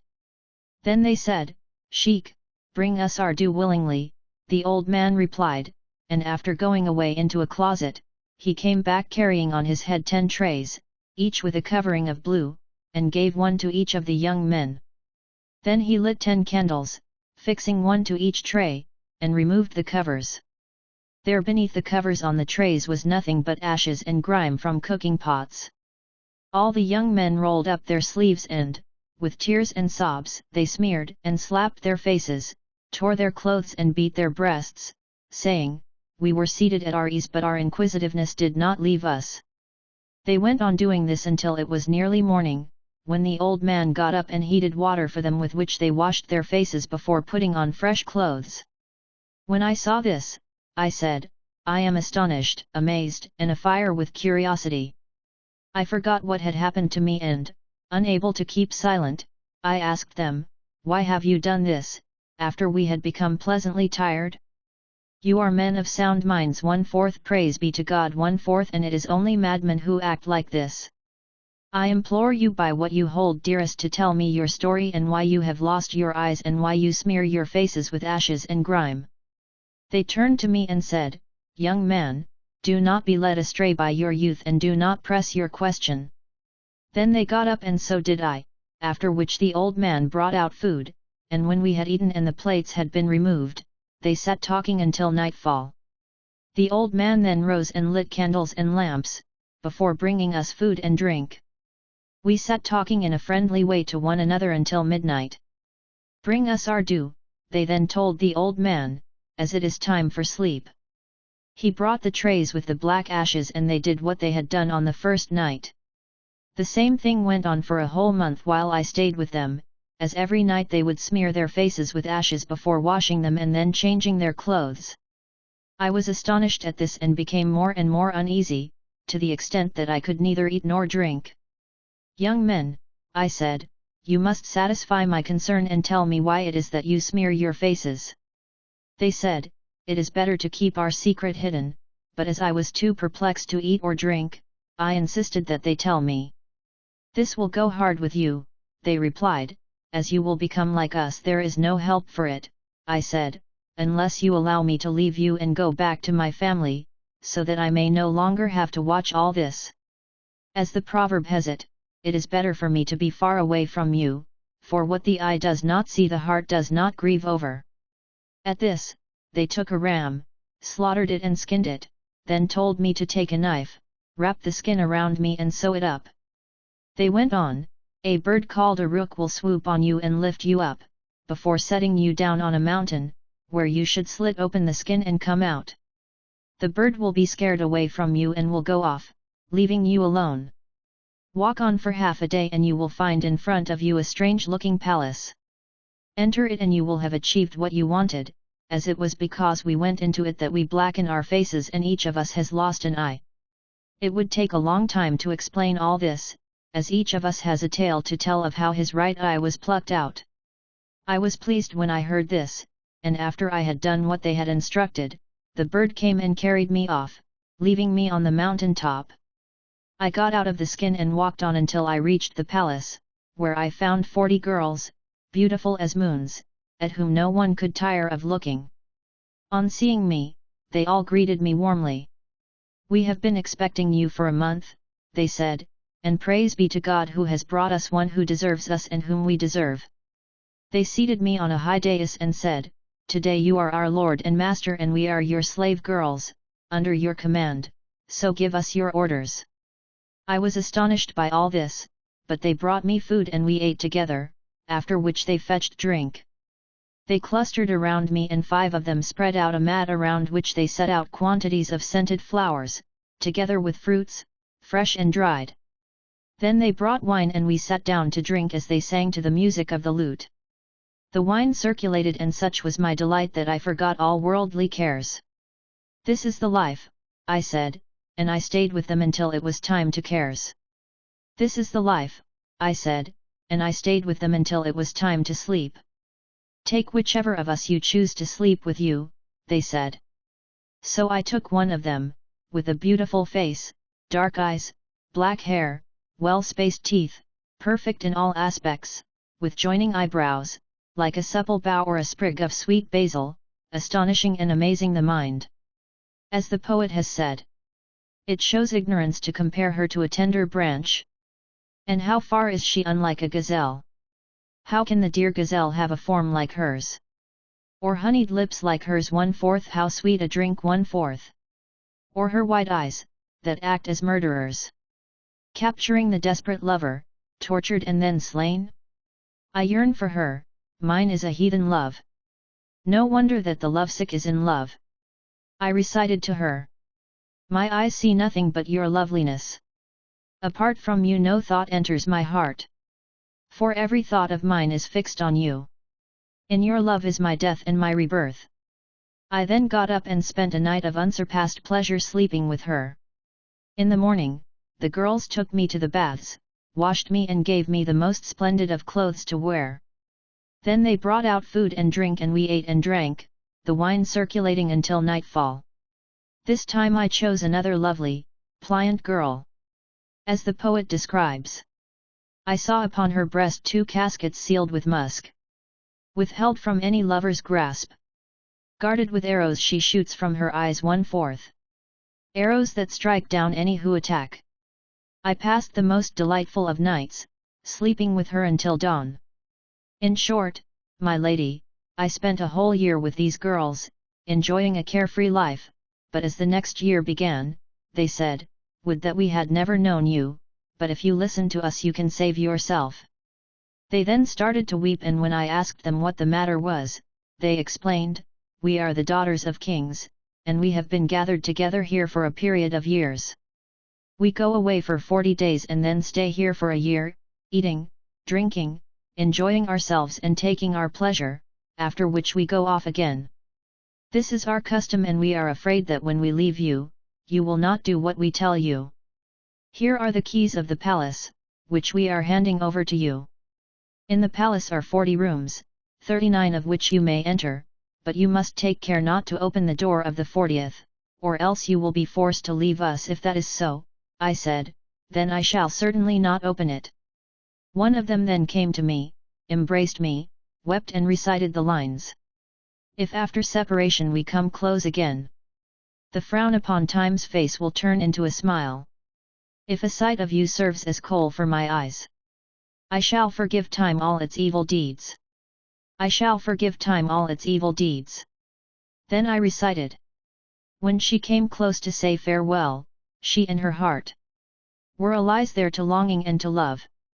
She wept moist pearls, while my tears, as they flowed, were like carnelians, forming a necklace on her breast. On seeing the girl's tears, I swore that I would never open the forbidden room, and after I had said goodbye, they went outside and flew away. So I sat in the palace by myself and when evening approached, I opened the door to the first chamber and went in. There I found a virtual paradise, a garden with green trees, ripe fruits, tuneful birds, and gushing waters. I felt at rest as I walked among the trees, smelling sweet-scented flowers and listening to the song of the birds as they glorified the one God, the Omnipotent. I looked at apples whose color was midway between red and yellow, as the poet has said. An apple's nature has combined 2 shades 1/4. The beloved's cheek and the complexion of the timorous lover. Then I looked at quinces that put to shame the scent of musk and ambergris, as the poet has said. Within the quince are all mankind's delights. Its fame surpasses every other fruit. Its taste is wine and its scent diffused musk. Golden in color, shaped like the full moon. I then looked at apricots whose beauty delighted the eye like polished rubies, and after that I left the chamber and locked the door again. Next day I opened the door to the second chamber, went in and found a large space, with date palms and a flowing stream whose banks were carpeted with rose bushes, jasmine, marjoram, eglantine, narcissus, and gilly flowers. Breezes passed over these scented flowers and the scent spread in all directions, filling me with perfect happiness. I left this chamber, locked the door behind me and opened the third. Here I found a hall, paved with colored marble, valuable minerals, and precious stones. In it were cages of sandalwood and aloes wood, with singing birds, such as the nightingale, the ring-dove, blackbirds, turtle-doves, and the Nubian song-thrush. I was delighted by this, my cares were dispelled and I slept there until morning. Then I opened the fourth door to discover a large chamber with 40 closets whose doors were standing open. I went in and saw an indescribable quantity of pearls, sapphires, topazes, emeralds, and other precious stones. In my astonishment I exclaimed, I do not think that there is a single king who has all this in his treasury. Joy filled me, my cares leaving me, and I said, I am the supreme ruler of the age, my wealth is a gift granted me by God's grace, the 40 girls are under my authority, and they have no other man besides me. I went from place to place until 39 days had passed, during which time I had opened all the rooms except for the one whose door I had been told not to open. This one, which made the number up to 40, preoccupied me and, in order to bring me misery, Satan incited me to open it. I could not hold out against this, and so with only 1 day left before the girls were due out against this, and so with only 1 day left before the girls were due to return, I went to the chamber, opened the door and went in. I found a fragrance the like of which I had never smelt before. It overcame my senses and I fell down in a faint, which lasted for an hour. Then I plucked up my courage and went further into the room, whose floor I found spread with saffron. Light was given by lamps of gold and candles from which was diffused the scent of musk and ambergris, and I saw 2 huge censers, each filled with aloes wood, ambergris, and honeyed perfume whose scent filled the room. I saw a horse, black as darkest night, in front of which was a manger of clear crystal, filled with husked sesame, together with a similar manger filled with rose water scented with musk. The horse was harnessed and bridled and its saddle was of red gold. When I saw this, I was astonished and said to myself, there must be something of great importance here. Satan led me further astray and so I took hold of the horse and mounted it. It didn't move and so I kicked it, and when it still refused to move, I took the whip and struck it. As soon as it felt the blow, it neighed with a sound like rumbling thunder and, opening up a pair of wings, it flew off with me, carrying me up into the skyway above the ground. After a time, it set me down on a flat roof and whisked its tail across my face, striking out my right eye and causing it to slide down my cheek. It then left me and I came down from the roof to find the 10 one-eyed youths. No welcome to you, they said. Here I am, I replied. I have become like you, and I want you to give me a tray of grime with which to blacken my face and to let me sit with you. No, by God, they said, you may not do that. Get out. They drove me away, leaving me in dire straits, thinking over the misfortunes that had overtaken me. I was sad at heart and tearful when I parted from them, and I said to myself in a low voice, I was resting at my ease, but my inquisitiveness would not leave me. So I shaved off my beard and whiskers and wandered from place to place. God decreed that I should remain safe and I reached Baghdad yesterday evening, where I found these 2 men standing in perplexity. I greeted them and introduced myself as a stranger. We too are strangers, they said, so we agreed to go together, all of us being dervishes and all being blind in the right eye. This, lady, is why I am clean-shaven and have lost my eye. You can touch your forelock and go, she told him, but he replied, not before I have heard what these other people have to say. The lady of the house then turned to the Caliph, Ja'afar and Masrur and said, tell me your story. Ja'afar came forward and told her the story that he had told to the doorkeeper when they entered, and when she heard this, she allowed them all to leave. In the lane outside, the Caliph asked the dervishes where they were proposing to go as dawn had not yet broken. When they said that they did not know, he told them to come and spend the night with him. "Take them," he said to Jafar, "and bring them to me in the morning, so that we may write down what has happened." Jafar did as he was told, and the Caliph went up to his palace, but found himself unable to sleep that night. In the morning, he took his seat on the imperial throne, and when his officials had assembled, he turned to Jafar and told him to bring the 3 ladies, the 2 bitches and the 3 dervishes. Jafar got up and brought them all, the ladies being veiled. Jafar turned to them and said, "You are forgiven because of your earlier kindness, although you did not know who we were. I can tell you now that you are standing before the 5th of the caliphs of the Banu Abbas, Harun al-Rashid, the brother of Musa al-Hadi and son of al-Mahdi Muhammad, the son of Abu Ja'far al-Mansur, the son of Muhammad, the brother of al-Safa, son of Muhammad. You are to tell nothing but the truth." When the ladies heard what Ja'far had said as spokesman for the commander of the faithful, the eldest of them came forward and said to the Caliph, "Commander of the faithful, mine is a story which, were it written with needles on the inner corners of the eyeballs of mankind, would serve as a warning to those who take heed and counsel to those who profit from counsel." Morning now dawned and Shahrazad broke off from what she had been allowed to say.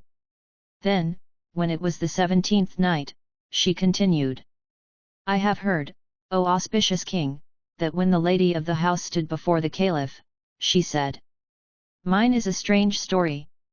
The 2 black bitches are my sisters. 3 of us were full sisters, and these 2, the doorkeeper and the housekeeper, were born of a different mother. When our father died, each of us took her share of the inheritance. Some days later, my mother died, leaving us 3,000 dinars, and so each of us, I being the youngest, inherited 1,000 dinars. My sisters were thus equipped with dowries and each married. Their husbands stayed for a time, but then they collected trade goods and, each of them taking 1,000 dinars from his wife, they all went off on a voyage together, leaving me behind. His wife, they all went off on a voyage together, leaving me behind. They were away for 5 years, during which time the men lost their money and were ruined, abandoning their wives in foreign parts.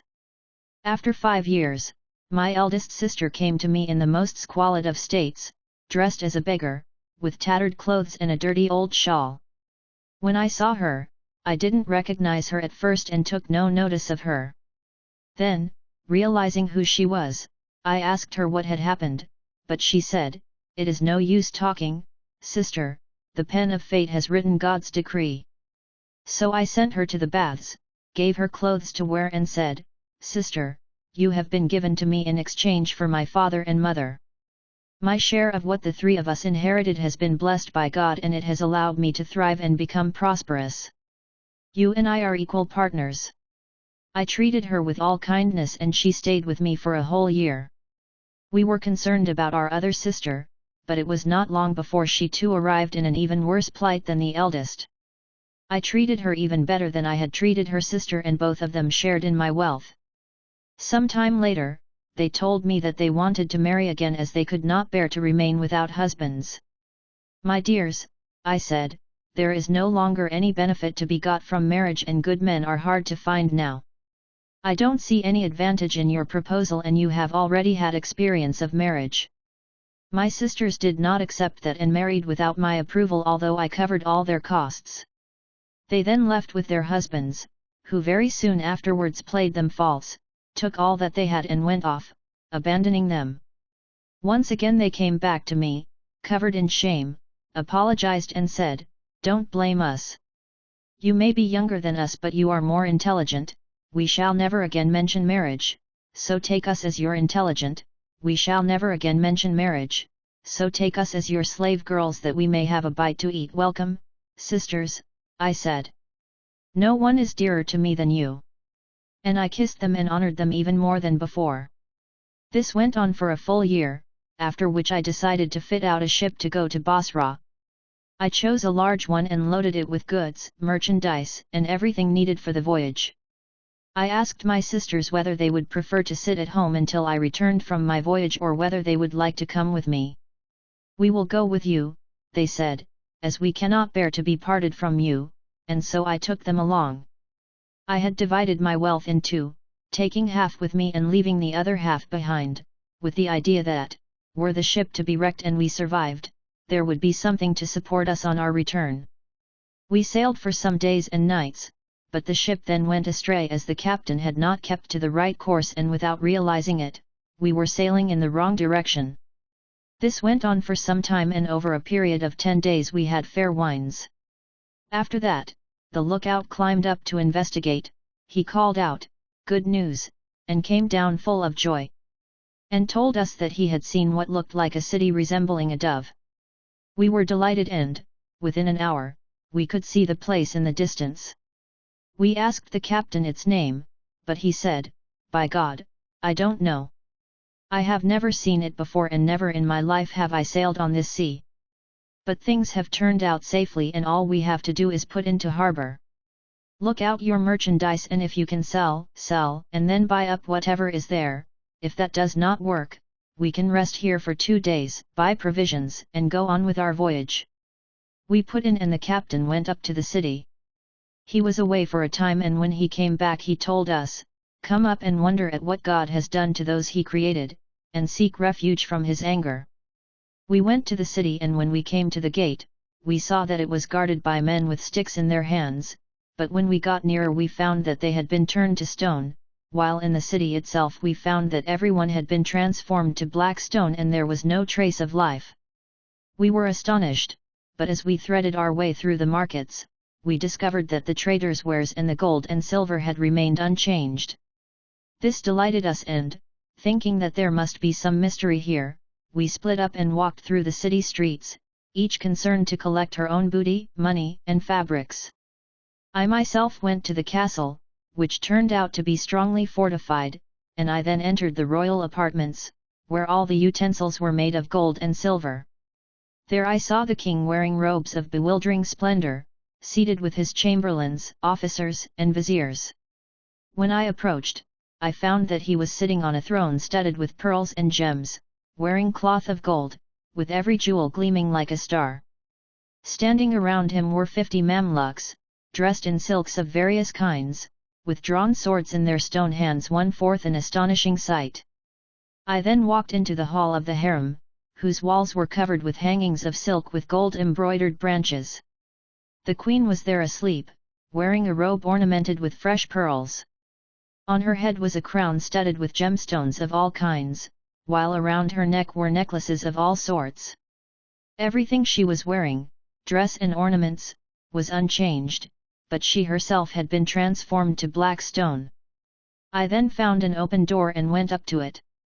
There were 7 steps, and these led to a chamber whose marble floor was spread with gold-embroidered carpets.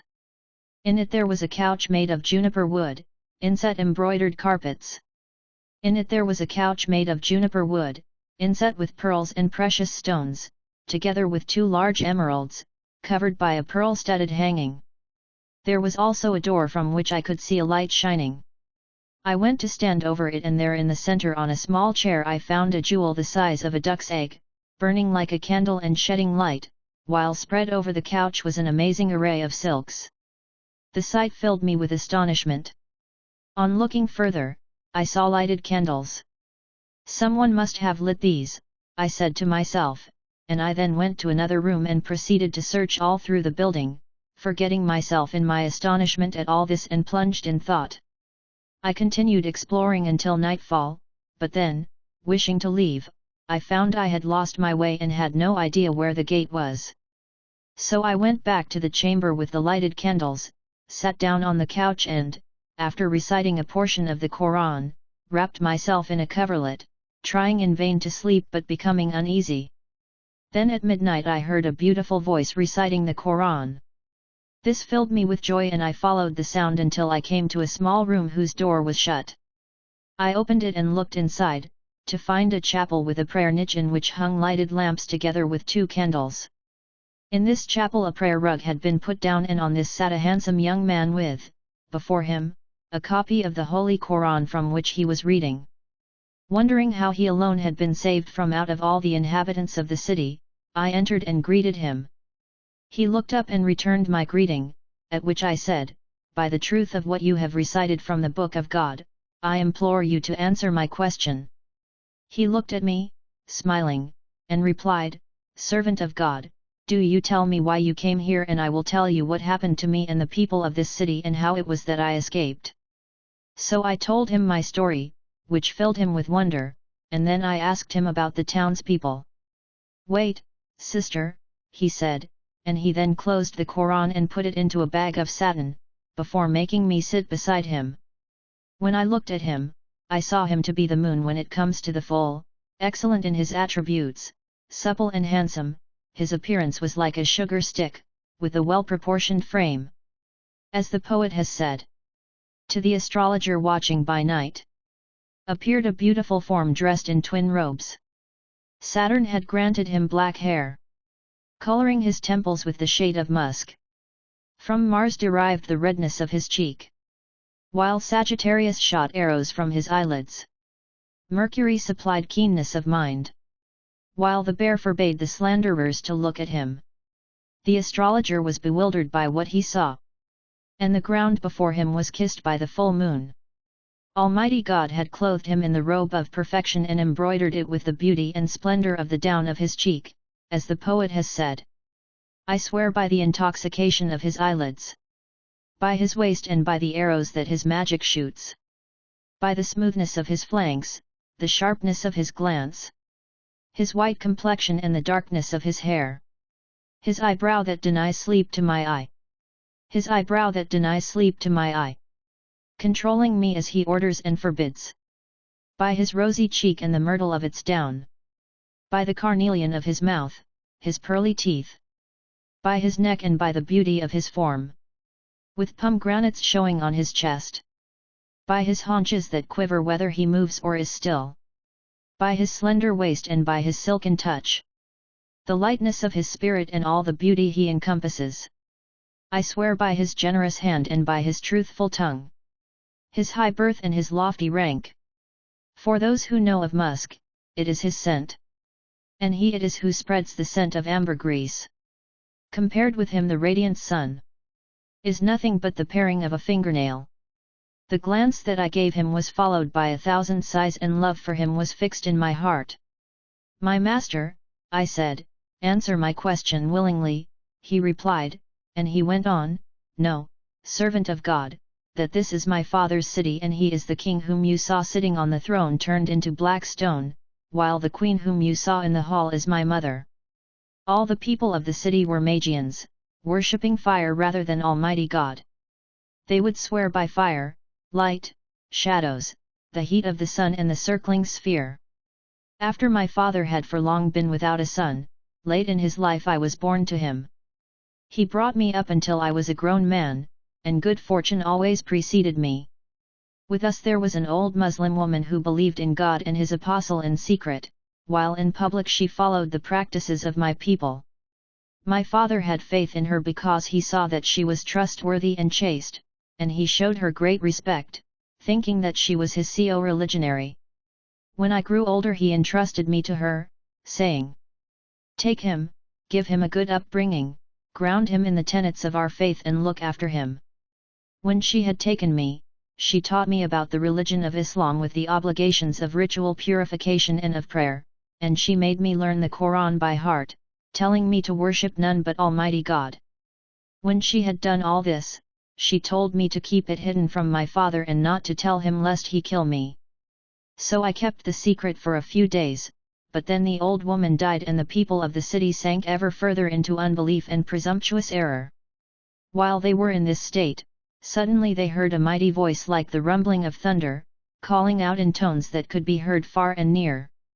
"Citizens, turn away from the worship of fire and worship God, the merciful King." The people were startled and they all came to my father, the king, and asked, "What is this alarming voice that we have heard, astounding and terrifying us? Do not be alarmed or frightened by it," he replied, "and do not let it turn you from your religion." Their hearts inclined to what he said, they persisted in their worship of fire and they acted even more wickedly until a year had passed from the first time that they had heard the voice. They then heard it for a second time and, after 3 years, for a third time once each year 1/4, but they still clung to their beliefs. Then, at dawn one day, divine wrath descended and they, together with their animals and their flocks, were turned to black stone. I was the only one to escape, and since that happened, I have been living like this 1/4, praying, fasting, and reciting the Quran 1/4, but I can no longer endure being alone, with no one to keep me company. I had lost my heart to him, so I asked him whether he would go to Baghdad with me, where he could meet the men of learning and the faqihs, and so add to his knowledge, understanding, and grasp of religious law. No, I went on, that the slave who stands before you is the mistress of her people, with command over men, eunuchs, and slaves. I have a ship laden with merchandise, and it was fate that led us here in order that we should see these things, and it was ordained by destiny that you and I should meet. I continued to prompt him to leave with me, flattering him and using my wiles until he agreed to accept. Morning now dawned and Shahrazad broke off from what she had been allowed to say. Then, when it was the 18th night, she said, I have heard, O auspicious king, that the lady continued to prompt him to leave with her until he said yes. The lady went on. I spent the night at his feet, unable to believe what had happened to me because of my joy. In the morning, we got up and, going to the treasuries, we took what was both light to carry and valuable, after which we left the castle and went down to the city. There we met the slaves and the ship's captain, who were searching for me and who were filled with joy when they saw me. I told them, to their astonishment, what I had seen and explained to them the story of the young man and the reason for the curse that had struck the city, as well as what had happened to its people. When my sisters, now these two bitches, saw me with the young man, they became jealous of me and angry, and they secretly schemed against me. We boarded the ship gaily, overjoyed at the profit we had made, although I was more pleased because of the young man. We stayed waiting for a wind, and when it blew fair, we made sail and set off. My sisters sat with me and we started to talk. What are you going to do with this handsome young man? They asked. I intend to take him as my husband, I replied. Then, turning, I went up to him and said, Sir, I want to say something to you and I would ask you not to refuse me.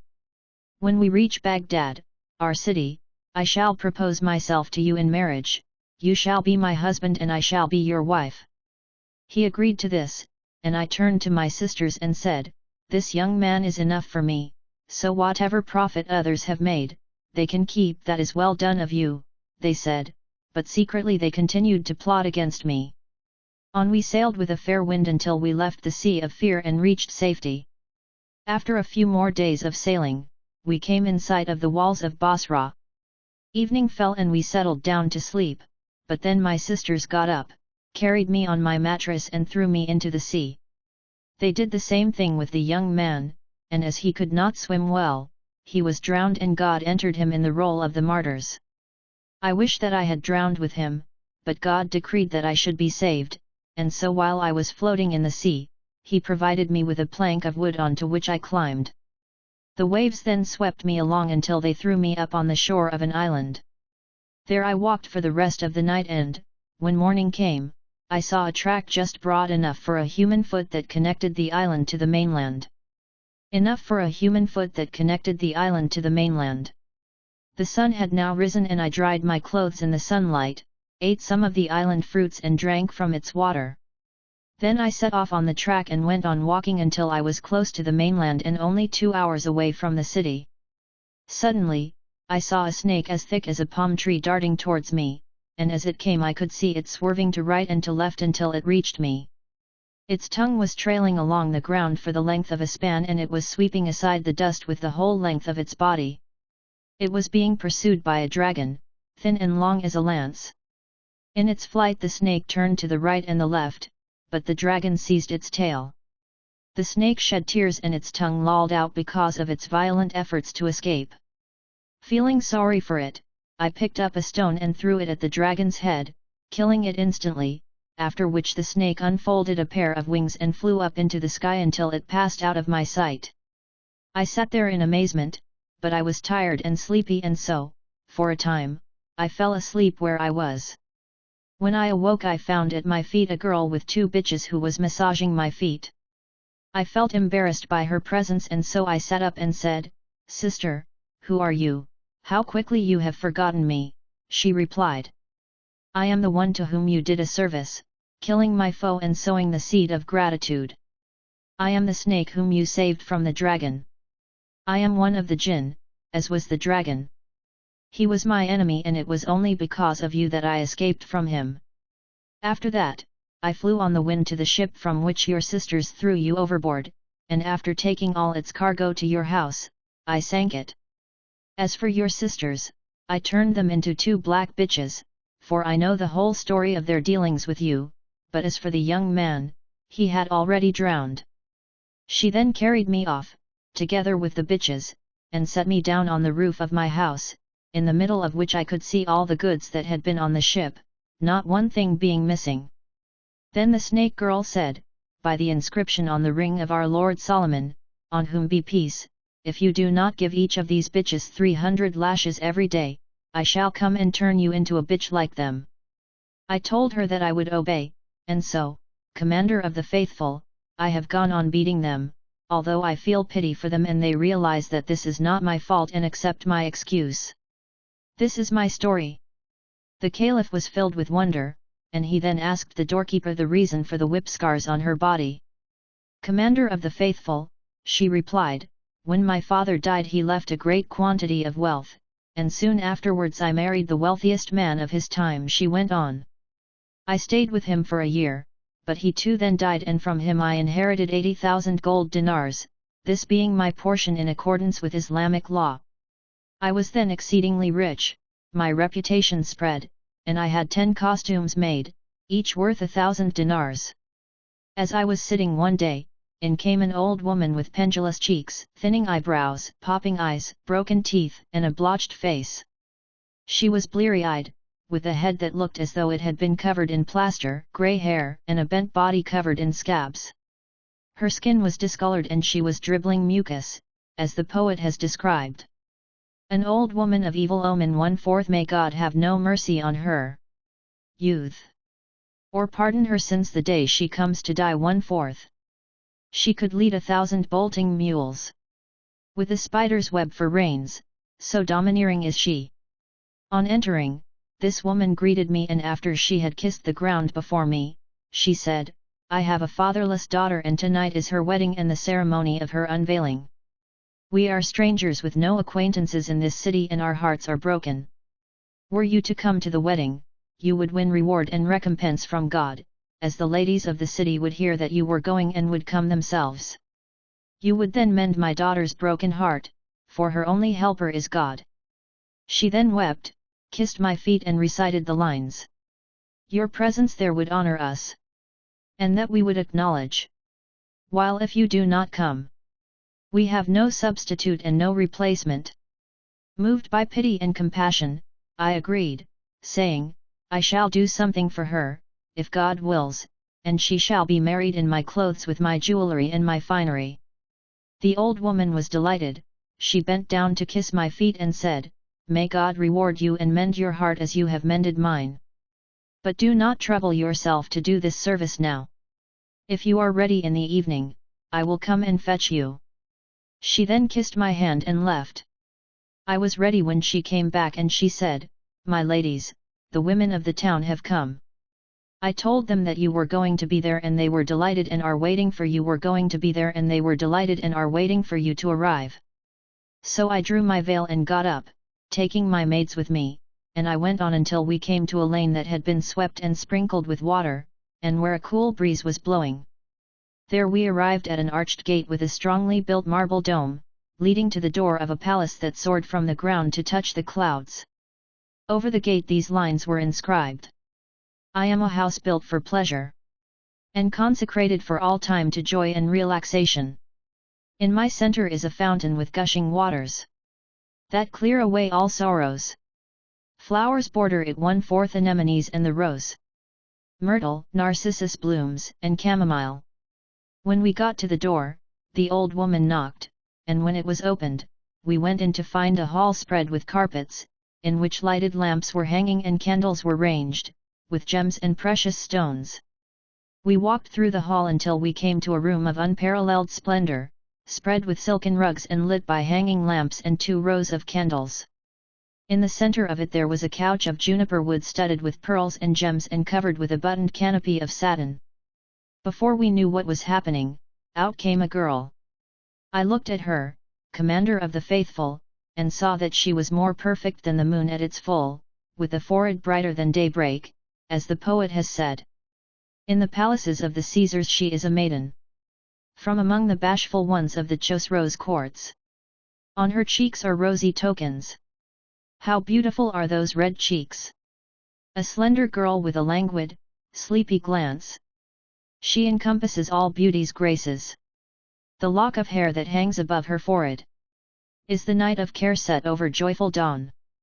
She emerged from beneath the canopy and greeted me as her dear and revered sister, giving me 1,000 welcomes and reciting, "Were the house to know who comes to visit it, it would kiss in joyfulness the place where you have trod, and call out with its silent voice, 'Welcome to the generous and noble one.'" She then sat down and said, "Sister, I have a brother who has seen you at a number of weddings and festivals. He is a young man more handsome than I am, and he is deeply in love with you because of the richness of beauty and grace that you possess. He has heard that you are the mistress of your people, as he is the master of his. Because he wished to attach himself to you, he played this trick in order that I should meet you. He wants to marry you in accordance with the ordinance of God and of his apostle, and there is no disgrace in what is lawful." When I heard what she had to say and saw that I was now inside the house, I told her that I would agree. She was delighted and, after clapping her hands, she opened a door from which emerged a young man in the bloom of his youth, immaculately dressed, well-built, handsome, graceful, splendid and perfect, with engaging manners. His eyebrows were like an archer's bow and his eyes could steal hearts with illicit magic, as the poet's description has it. His face is like a crescent moon, where marks of good fortune are like pearls. How excellent also are the lines! Blessed is his beauty and blessed is our God. How great is he who formed and shaped this man! Alone he has acquired all loveliness, and in his beauty all mankind strays lost. Upon his cheek beauty has written these words, "I testify there is no handsome man but he." When I looked at him, my heart turned to him and I fell in love. He sat beside me and I talked to him for an hour, after which the girl clapped her hands for a second time. The door of a side room opened and from it emerged a Qadi with 4 witnesses, who greeted us and then sat down. The marriage contract between me and the young man was drawn up, after which the others withdrew. "May this be a blessed night," said my bridegroom, turning to me. "But, my lady," he added, "I impose one condition on you." "What is that?" I asked. He got up and fetched a copy of the Quran and said, "Swear that you will not look at any other man but me, or incline to him." I swore to that, to his great joy. He embraced me and my whole heart was filled with love for him. Servants then set out a table and we ate and drank our fill. Night fell and he took me to bed, where we continued to kiss and embrace until morning. We continued in this state for a month, living in happiness and joy, and at the end of that time I asked my husband's leave to go to market to buy some material. After he had given me permission, I put on an outdoor mantle, and taking with me the old woman and a servant girl, I went down to the market. There I sat in the shop of a young merchant who was known to the old woman. She told me that he was a youth whose father had died, leaving him a huge amount of money. "He has a great stock of goods," she added. "You will find whatever you want, and no trader in the market has finer fabrics." Then she told the man to produce for me the most expensive stuff that he had and he replied, "To hear is to obey." The old woman then began to sing his praises, but I told her, "There is no necessity for this. All we want is to get what we need and then to go back home." The man brought out what we were looking for and we produced the money for him, but he refused to take anything and said, "This is a guest gift for you today from me." I said to the old woman, "If he refuses to accept the money, and then give him back the stuff by God," he said, "I shall not accept anything from you, and all this is a gift from me in exchange for a single kiss, which is of more value to me than everything that is in my shop. What good will a kiss does you? Asked the old woman, but then she told me, you heard what he said, daughter. What harm will a kiss do you, and you can then take what you want, don't you know that I have sworn an oath? I asked, but she went on, stay silent and let him kiss you. You will have done nothing wrong and you can take back this money.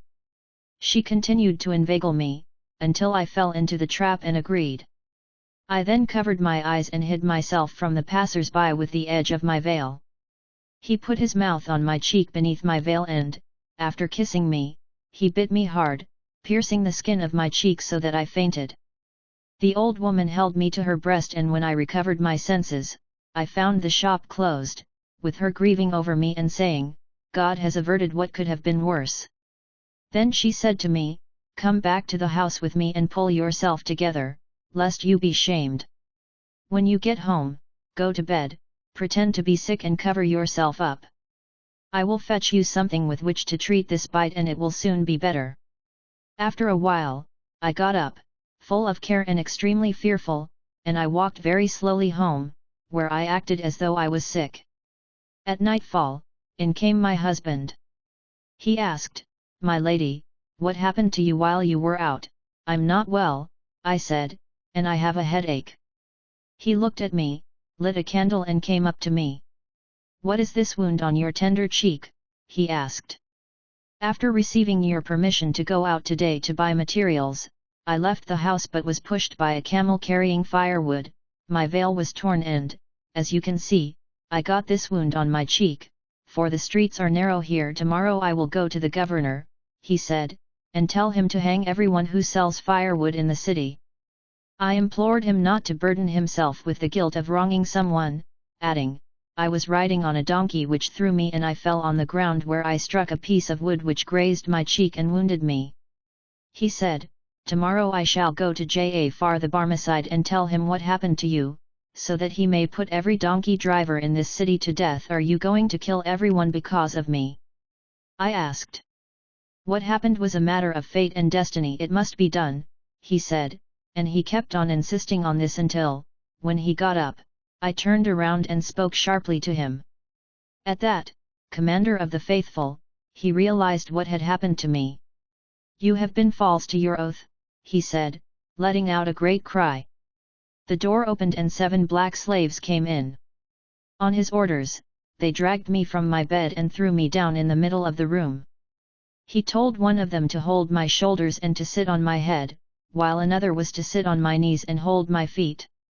A third came with a sword in his hand and my husband ordered him to strike me with the sword and cut me in two and then said, let each of you take a piece and throw it into the Tigris as food for the fish. This is the reward of those who betray their oaths and are false to their love. He grew even angrier and recited these verses. If I must have a partner in my love, even though passion slays me, I shall drive love from my soul. I say to my soul, die nobly. For there is no good in a love that is opposed. Then he told the slave, strike, sad. When the slave was sure that his master meant what he said, he sat over me and said, lady, recite the confession of faith, and if there is anything that you want done, tell me, for this is the end of your life. Wait a little, good slave, I said, so that I can give you my last instructions.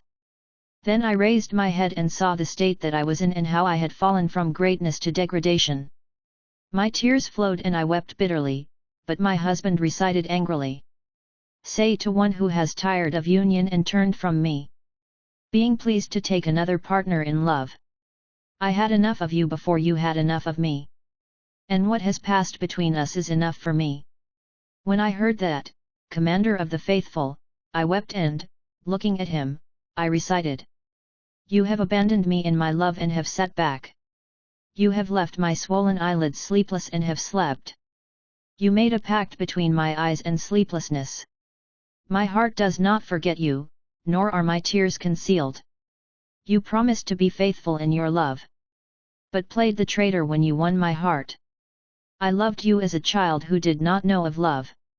So do not kill me now that I am learning it. I ask you in God's name that, if I die, you write upon my tomb, here lies a slave of love. It may be that a sad one who knows love's pangs will pass this lover's heart of mine and feel compassion. On finishing these lines, I shed more tears, but when my husband heard them and saw my tears, he became even angrier and recited, I left the darling of my heart not having tired of her, but for a sin that she was guilty of. She wanted a partner to share in our love. But my heart's faith rejects a plural God. When he had finished his lines, I pleaded with him tearfully, telling myself that if I could get round him with words, he might spare my life, even if he were to take everything that I had. So I complained to him of my sufferings and recited, treat me with justice and do not kill me. The sentence of separation is unjust. You loaded me with passion's heavy weight. Although even one shirt is too much for my strength, I am not surprised that my life should be lost. My wonder is how, after your loss, my body can be recognized.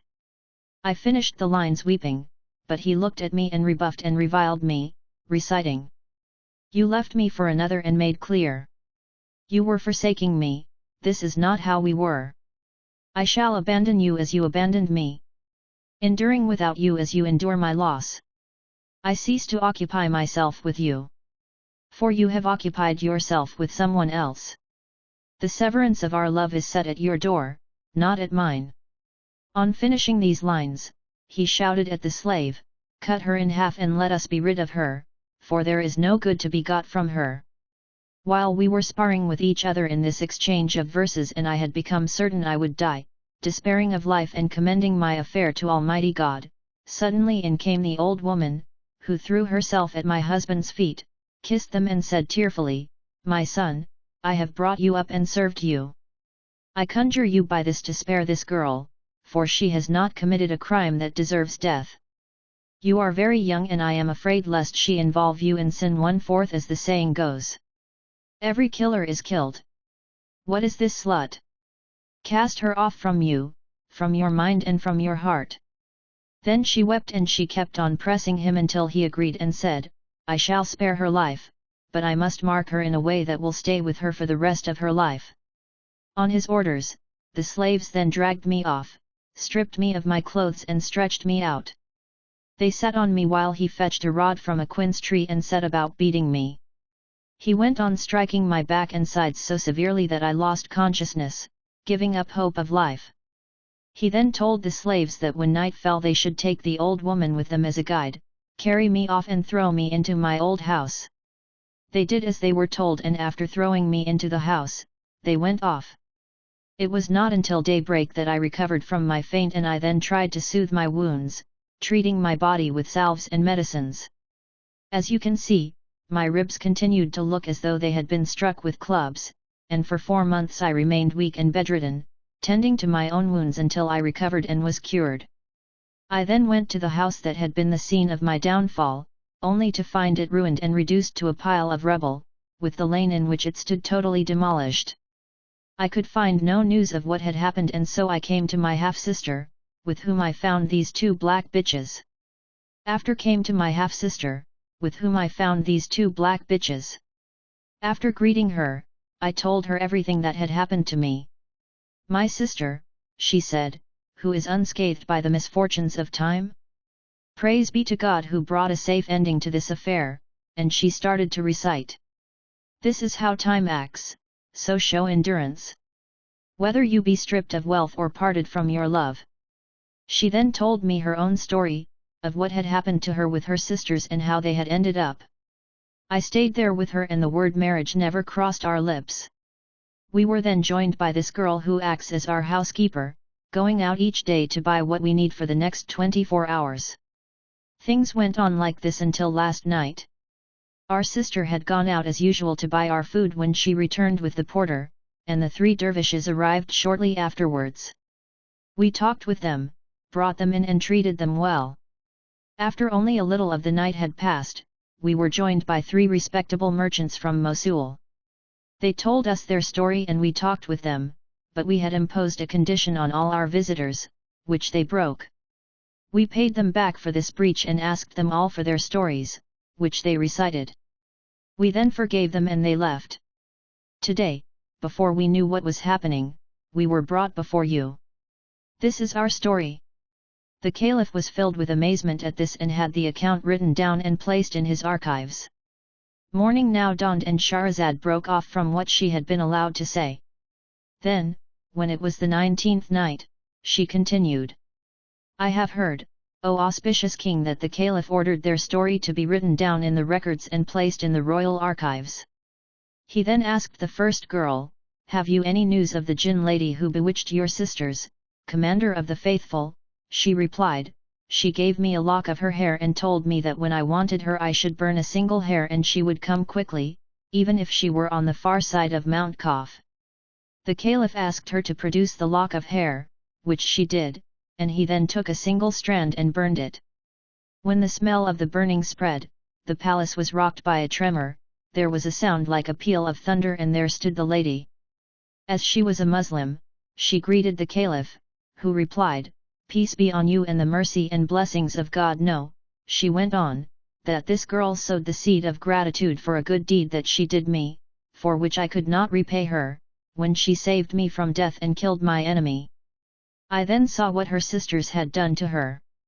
At first I wanted to kill them, but I was afraid that this might distress her, so then I thought that I should take revenge by turning them by magic into dogs. If you now want them to be set free, Commander of the Faithful, I shall release them as a favor to you and to her, for I am a Muslim. Do so," he said, "and after that I shall begin to investigate the affair of the girl who was beaten. If it turns out that she was telling the truth, we shall avenge her on whoever wronged her." "Commander of the Faithful," said the lady, "I shall release the two and then tell you who it was who wronged this girl and seized her wealth. 1/4 someone who is your closest relation." She then took a bowl of water, cast a spell over it and recited some unintelligible words.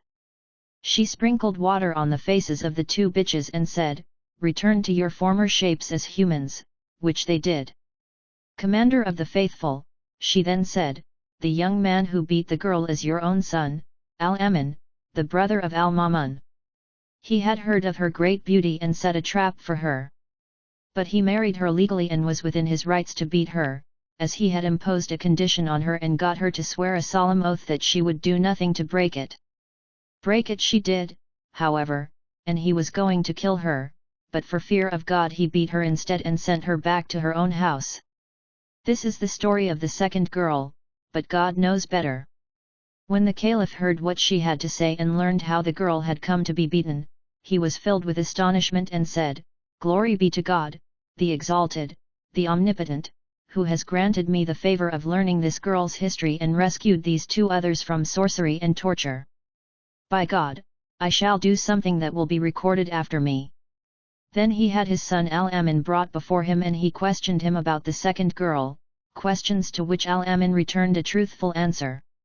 He then brought in qadis and notaries, as well as the 3 dervishes, together with the first girl and her 2 sisters who had been bewitched.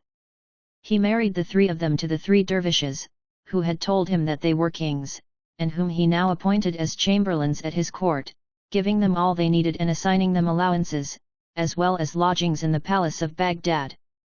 He returned the girl who had been beaten to his son Al-Amin, renewing their marriage contract, giving her a great store of wealth and ordering that their house should be rebuilt with the greatest splendor. He himself married the housekeeper and slept with her that night, and in the morning he gave her a chamber of her own among his concubines, together with slave girls to serve her and regular allowances. The people were astonished at his magnanimity, generosity, and wisdom. His orders were that all these stories should be written down. Dunyazad said to her sister, Shahrazad, "By God, no one has heard so fine and pleasant a story, but tell me another to pass what remains of this wakeful night willingly." Shahrazad replied, "If the king gives me leave, tell your story at once," he said, and she began. It is said, King of the age and Lord of our times, that one night the Caliph Harun al-Rashid summoned his vizier Ja'far and said, "I want to go down into the city to ask the common people about the governors who have charge of them, so as to depose any of whom they complain and promote those to whom they are grateful. To hear is to obey," replied Ja'far. So the Caliph, Ja'far and Masrur left the palace and made their way through the city, walking in the markets and streets until they passed a lane. There they saw a very old man carrying on his head a fishing net and a basket, and holding a stick in his hand. He was walking slowly and reciting. They said to me, among mankind, "You with your wisdom are a moonlit night." I said, "Do not say this to me. There is no wisdom without power. Were they to try to pawn me and my wisdom, together with my books and my inkstand, for 1 day's worth of food, it would not work. And such a bargain would be thought contemptible. The poor, their state, their life. How dark they are with troubles.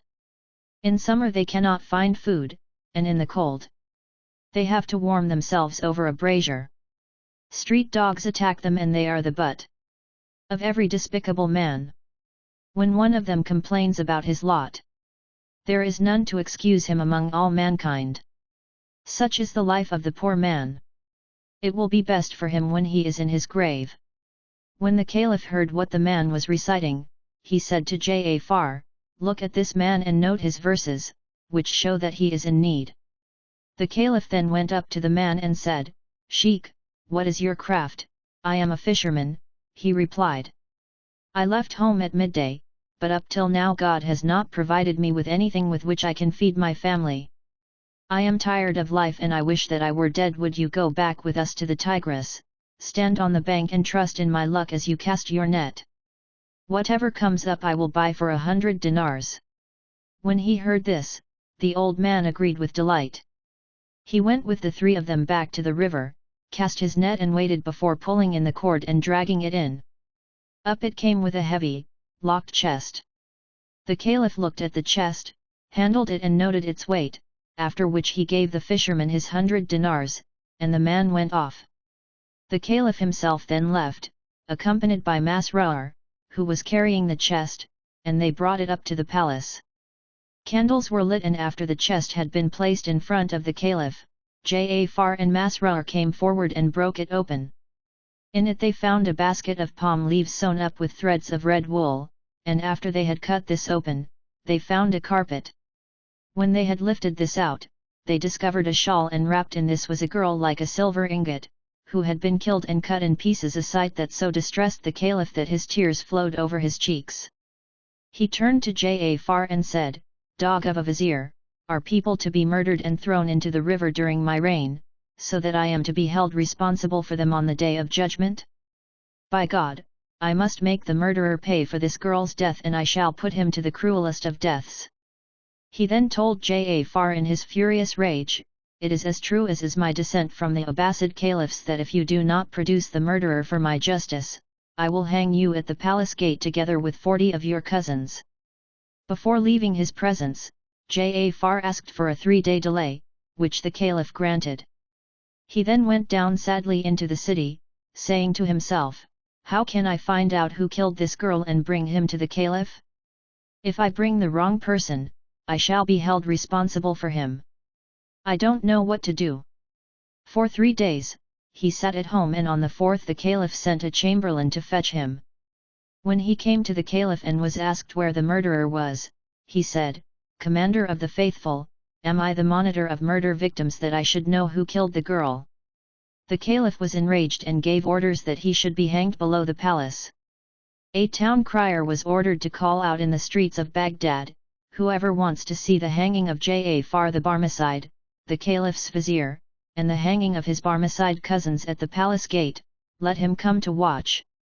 People came out from all quarters of the city to see the execution, although they did not know why the Barmecides were being hanged. The gallows were set up and the victims were made to stand beneath. The executioners were waiting for the agreed signal from the Caliph and the crowd was weeping for Ja'afar and his cousins. At this point, however, out came a young man 1/4 handsome, well dressed, with a face bright as the moon, dark eyes, radiant forehead, red cheeks, and a mole like a disc of ambergris. He cleared a way for himself through the people and kept on until he stood before Ja'afar. "Lord of the emirs and sheltered of the poor," he said, "you are saved from this plight. The killer of the murdered girl whom you found in the chest is I, so hang me in retaliation for her death and take revenge for her on me."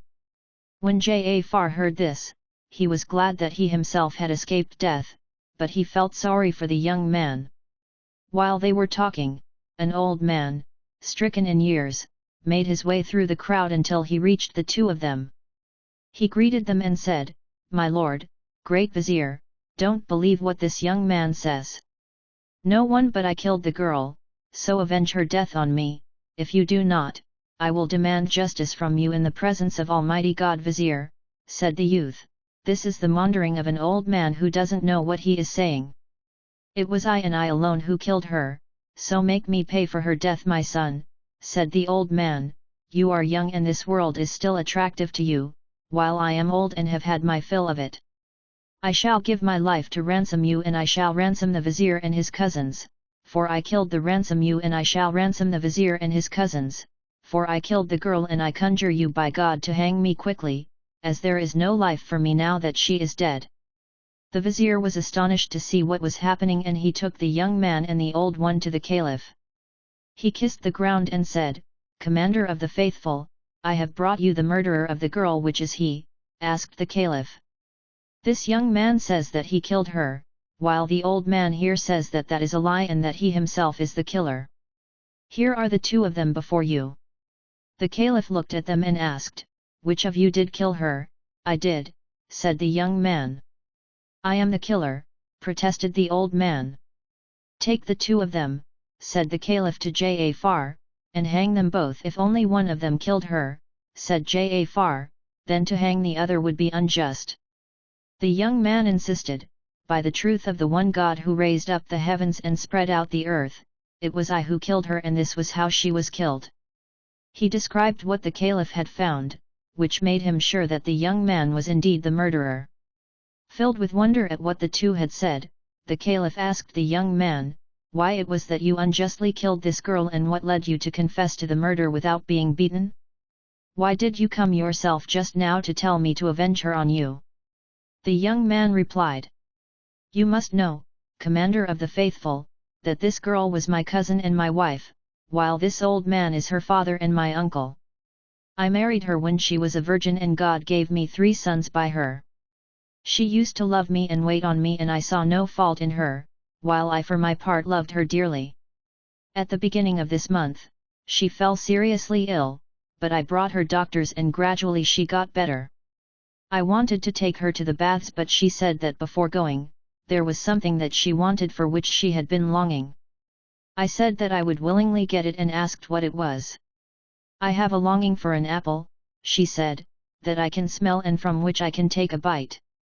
I went straight away to the city and searched for apples, but I couldn't find a single one to buy, even for a dinar. I went back home in distress and told my wife of my failure. This upset her. She had been weak before, and that night she became much weaker. I spent the night brooding over the problem, and when morning came, I left my house and did the rounds of the orchards, one after the other, without finding any apples in them. Then I met an old gardener and, when I asked him, he told me, there are few or no apples to be found, except in Basra, in the orchard of the Commander of the Faithful, where they are in the charge of his gardener who keeps them for his master. I went back home, and my love and affection for my wife led me to make myself ready to set out on a journey to Basra.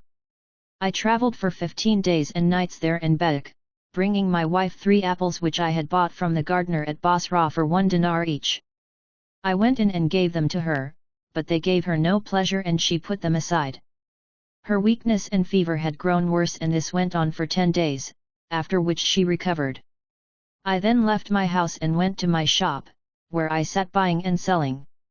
At midday, while I was sitting there, a black slave passed by holding one of those 3 apples in his hand and playing with it. When I asked him about the apple, pretending that I wanted to get one like it, he laughed and told me that he had got it from his mistress. I had been away, he explained, and when I got back, I found her sick.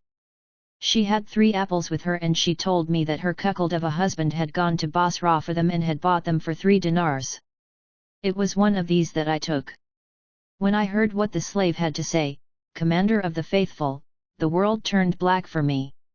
I got up, closed my shop and returned home, out of my mind with anger. Looking at the apples, I could see only 2. Where is the third? I asked my wife, and when she said, I don't know, I was certain that the slave had told me the truth, so I picked up a knife, and coming from behind her, without a word I knelt on her breast and slit her throat with the knife. Then I cut off her head and quickly put her in a basket, covering her with a shawl. I wrapped her in a piece of carpet, sewed the whole thing up and put it in a chest, which I locked. I then loaded it onto my mule and threw it with my own hands into the Tigris. In God's name, Commander of the Faithful, I implore you to hang me quickly, as I am afraid that my wife will demand restitution from me on the day of judgment. For when I had thrown her into the river without anyone knowing what I had done, I went back home and there I found my eldest son in tears, although he did not know what I had done to his mother. When I asked him why he was crying, he told me that he had taken one of his mother's apples and had gone into the lane to play with his brothers. He said, but a tall black slave snatched it from me and asked me where I had got it. I told him that my father had gone to Basra to bring it for my mother who was sick and that he had bought 3 apples for 3 dinars. The slave took the apple and paid no attention to me, even though I told him this a second and a third time, and then he hit me and went off with it. I was afraid that my mother would beat me because of it, and so my brothers and I went off out of the city. Evening came and I was still afraid of what she might do to me. For God's sake, Father, don't say anything to her that may make her ill again. When I heard what the boy had to say, I realized that this slave was the one who had made up a lying story to hurt my wife, and I was certain that I had killed her unjustly. While I was weeping bitterly, this old man, her father, arrived and, when I told him what had happened, he sat down beside me and wept. We went on weeping until midnight, and for 5 days until now we have been mourning her and regretting her unjust death. All the blame for this rests on the slave, and it is he who is responsible for her death. I implore you, by your ancestors' honor, to kill me quickly, as there is no life for me now she is dead. So avenge her death on me. When the Caliph heard the young man's story, he was filled with astonishment and said, By God, I shall hang no one except this damned slave, and I shall do a deed which will cure the sick and please the glorious king. Morning now dawned and Shahrazad broke off from what she had been allowed to say. Then, when it was the 20th night, she continued. I have heard, O auspicious king, that the Caliph swore that he would hang no one but the slave, as what the young man had done was excusable. Then he turned to Ja'afar and said, Fetch me this damned slave who was responsible for all this, and if you fail, you will take his slave who was responsible for all this, and if you fail, you will take his place. Ja'afar went away weeping and saying, Twice I have been threatened with death, the pitcher does not always escape unbroken. There is nothing that I can do about this but hope that he who saved me on the first occasion may save me on the second. By God, I shall not leave my house for 3 days, and the true God will do what he sees fit. Accordingly, he stayed inside for 3 days, and on the 4th he brought in the qadis and the notaries and took a tearful farewell of his children. At that moment, a messenger arrived from the Caliph, saying, The Commander of the Faithful is furiously angry and has sent for you, saying that before the day is over you will be hanged. When Ja'afar heard that, he wept, as did his children, his slaves, and his whole household. When he had finished taking leave of the others, he went up to his youngest daughter, whom he loved more than all his other children, to say goodbye to her. He clasped her to his breast, kissed and wept at parting from her. In her pocket he could feel something round and he asked her what it was. An apple, father, she told him, inscribed with the name of our Lord, the Caliph. Our slave Rayhan brought it 4 days ago and would not give it to me until I paid him 2 dinars. When Ja'afar heard about the slave and the apple, he was overjoyed. Putting his hand into his daughter's pocket, he brought out the apple and recognized it, exclaiming, O God, whose deliverance is near at hand. He then ordered the slave to be brought, and when he had come Ja'afar asked him where he had got the apple. By God, Master, he replied, if lies can save a man once, truth can save him twice. I didn't steal it from your palace, from the imperial palace or from the commander of the faithful's orchard. 5 days ago, while I was out walking, I went into a lane in the city where I saw some children playing. One of them had this apple and I snatched it away from him and hit him. He cried and told me that it belonged to his sick mother. She wanted my father to get her an apple. He told me. And my father went to Basra and bought her 3 of them, for which he paid 3 dinars. I stole one of the 3 to play with. I paid no attention to the child's tears and took the apple and came here. Then my little mistress paid 2 gold dinars for it. That is my story. When Jafar heard this, he was amazed that the mischief involving the death of the girl had been caused by his own slave. He was sorry for his connection with him but delighted at his own escape, reciting these lines. When a slave brings disaster on you, use him as a ransom for your life. You can get many other slaves, but you will never find another life. Grasping the slave by the hand, he brought him to the Caliph and told him his story from beginning to end. The Caliph was full of astonishment and laughed until he fell over. He ordered that the story should be written down and spread among the people, but Jafar said, "Do not wonder at this tale, for it is not more astonishing than the story of the Vizier Nur al-Din Ali, the Egyptian, and Shams al-Din Muhammad, his brother." "Tell it to me," said the Caliph, "although what can be more wonderful than the story we have just heard?" "I shall not tell it to you," said Jafar, "unless you promise not to execute my slave if it is really more remarkable than what has just happened. I shall grant you his life, but if not, then I shall have him killed." Jafar began. "Know then, Commander of the Faithful, that in the old days there was in Egypt a just and upright sultan who loved the poor and would sit with men of learning. He had an intelligent and experienced vizier, with knowledge of affairs and of administration. This vizier was a very old man and he had 2 sons, fair as moons, unequalled in comeliness and beauty. The name of the elder was Shams al-Din Muhammad, while the younger was Nur al-Din Ali. Nur al-Din was more conspicuously graceful and handsome than his brother, so much so that his fame had spread in other lands, and people came to Egypt to see his beauty. It then happened that their father died. He was mourned by the Sultan, who went to the sons, brought them close to him and gave them robes of honor. "Do not be distressed," he said, "for you will take your father's place." This delighted them and they kissed the ground in front of him. After a month of mourning for their father, they entered into office as joint viziers, sharing between themselves the power that had been in their father's hands, with one of them accompanying the Sultan whenever he went on his travels. It happened that the Sultan was about to leave on a journey in the morning and it was the turn of the elder brother to go with him. On the night before, the 2 brothers were talking together and the elder said to the younger, "Brother, it is my intention that you and I should marry on the same night." "Do what you want," said his brother, "for I agree to your suggestion." When they had made this agreement, the elder said, "If God so decrees, we shall marry 2 girls and consummate the marriage on one and the same night. Then they will give birth on the same day and, one and the same night. Then they will give birth on the same day and, God willing, your wife will produce a boy and mine a girl. We shall then marry them to each other and they will be husband and wife." "What dowry will you ask from my son for your daughter?" asked Nur al-Din. "I shall take from your son," replied Shams al-Din, 3,000 dinars, 3 orchards and 3 estates. On no other terms will the marriage contract be valid." When he heard this, Nur al-Din said, "What is this dowry that you want to impose as a condition on my son? Don't you know that we 2 are brothers and that both of us, by God's grace, are joint viziers, equal in rank?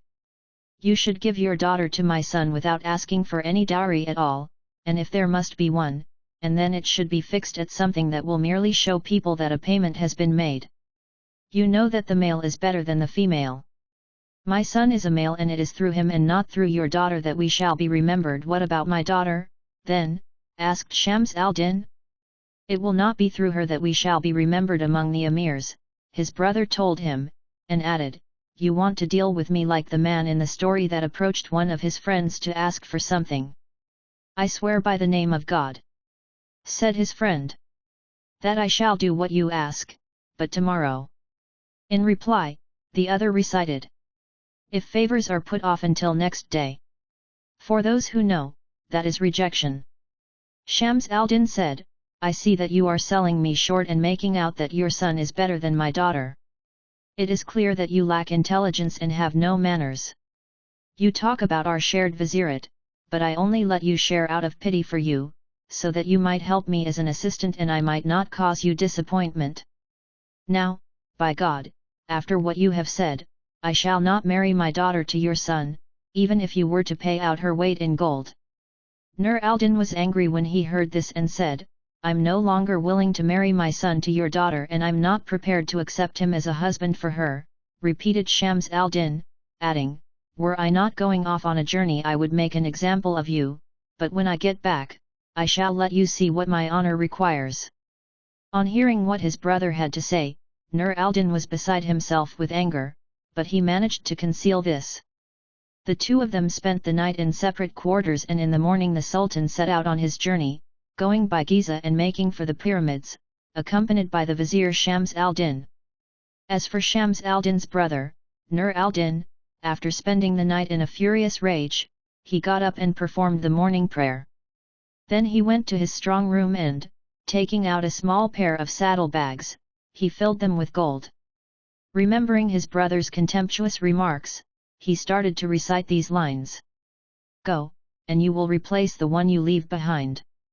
Work hard, for in this lies life's pleasure. The stay at home is humble, arriving at no goal. Accept distress, so leave your land and go. I see that water left to stand goes bad. If it flows, it is sweet, but if not, it is not. Was the full moon not to wane? The watcher would not always follow it. Lions that do not leave their lair will find no prey. Arrows not shot from bows can strike no target. Gold dust when in the mine is worth no more than earth. An aloes wood in its own land is merely used for fires. When taken from the mine, gold is a precious object of demand. While elsewhere in the world it is outranked by aloes wood. When Nur al-Din had finished these lines, he told one of his servants to prepare the official mule with its quilted saddle. This beast, colored like a starling, had a high, dome-like back, its saddle was of gold and its stirrups of Indian steel, its trappings were like those of the Chosroes, and it looked like a bride unveiled. Nur al-Din ordered that a silk carpet and a prayer rug should be put on it, with the saddlebags being placed under the rug. He then told his servants and slaves that he was going on a pleasure trip outside the city. I shall go towards Caleb, he said, and spend 3 nights away. None of you are to follow me, for I am feeling depressed. He quickly mounted the mule, taking with him only a few provisions, and he then left Cairo, making for open country. By noon he had reached Bilbaas, where he dismounted, rested, and allowed the mule to rest too. He took and ate some of his provisions, and in Bilbaas he bought more food for himself and fodder for his mule. He then set out into the country, and when night fell, he had come to a place called Al-Usaidiyah. Here he spent the night, getting out some food, placing the saddlebags beneath his head and spreading out the carpet. He slept there in the desert, still consumed with anger, and after his night's sleep, he rode off in the morning, urging on his mule until he came to Aleppo. There he stayed for 3 days in one of the khans, looking around the place at his leisure until both he and the mule were rested. Then he decided to move on and, mounting his mule, he rode out of the city without knowing where he was heading. His journey continued until, without knowing where he was, he reached Basra. He stopped at a khan, unloaded the saddlebags from the mule and spread out the prayer mat. He then handed over the mule with all its gear to the gatekeeper of the khan, asking him to exercise it, which he did. It happened that the vizier of Basra was sitting at the window of his palace. He looked at the mule with its costly trappings and thought that it might be a ceremonial beast, the mount of viziers or kings. Perplexed by this, he told one of his servants to bring him the gatekeeper of the city. The servant did as he was told, and the gatekeeper came to him and kissed the ground. The vizier, who was a very old man, asked him who the mule's owner might be and what he was like. "Master," said the gatekeeper, "the owner of this mule is a very young man of the merchant class, impressive and dignified, with elegant manners, the son of a merchant. On hearing this, the vizier got up and after riding to the Khan, he approached Nur al-Din who, seeing him coming, rose to meet him. He greeted the vizier who, in turn, welcomed him, dismounted from his horse, and embraced him, making him sit beside him. "My son," he said, "where have you come from and what do you want?" "Master," replied Nur al-Din, "I have come from Cairo. I was the son of a vizier there, but my father moved from this world to the mercy of Almighty God." He then told his story from beginning to end, adding, "I have made up my mind that I shall never return until I have passed through every city and every land." "My son," said the vizier when he heard this, "do not obey the promptings of pride or you will destroy yourself. The lands are desolate and I am afraid lest time bring misfortunes on you." He then had Nur al-Din's saddlebags placed on the mule and, taking the carpet and the prayer mat, he brought him to his house where he lodged him in elegant quarters and showed him honor, kindness, and much affection. "My boy," he said to him, "I am an old man and I have no son, but God has provided me with a daughter who is your match in beauty and whose hand I have refused to many suitors. I have conceived love for you in my heart and so I ask whether you would be willing to take her to serve you, while you become her husband. If you accept, I shall bring you to the Sultan of Basra and tell him that you are the son of my brother, and I shall get him to appoint you as his vizier in my place. I shall then stay at home, for I am an old man." When Nur al-Din heard what he had to say, he bowed his head and said, "To hear is to obey." The vizier was delighted and he told his servants to set out food and to decorate the main reception hall where the weddings of the emirs were held. He collected his friends and invited the great officials of state together with the merchants of Basra. When they came, he told them, "I had a brother, the vizier of Egypt. God provided him with 2 sons, while, as you know, he gave me a daughter. My brother had enjoined me to marry her to one of his sons. I agreed to this, and when the appropriate time for marriage came, he sent me one of his sons 1/4 this young man who is here with us. Now that he has arrived, I want to draw up the marriage contract between him and my daughter that the marriage may be consummated here, for he has a greater right to her hand than a stranger. After that, if he wants he has a greater right to her hand than a stranger. After that, if he wants he can stay here, or if he prefers to leave, I shall send him and his wife off to his father." Everyone there approved of the plan and, looking at Nur al-Din, they admired what they saw. The vizier then brought in the qadis and the notaries, who drew up the contract. Incense was scattered, sugared drinks served and rose water sprinkled, after which the guests left. The vizier then told his servants to take Nur al-Din to the baths. He gave him a special robe of his own and sent him towels, bowls and censers, together with everything else that he might need. When he left the baths wearing the robes, he was like the moon when it is full on the 14th night. He mounted his mule and rode on until he reached the vizier's palace, where he dismounted. Entering the vizier's presence, he kissed his hand and was welcomed.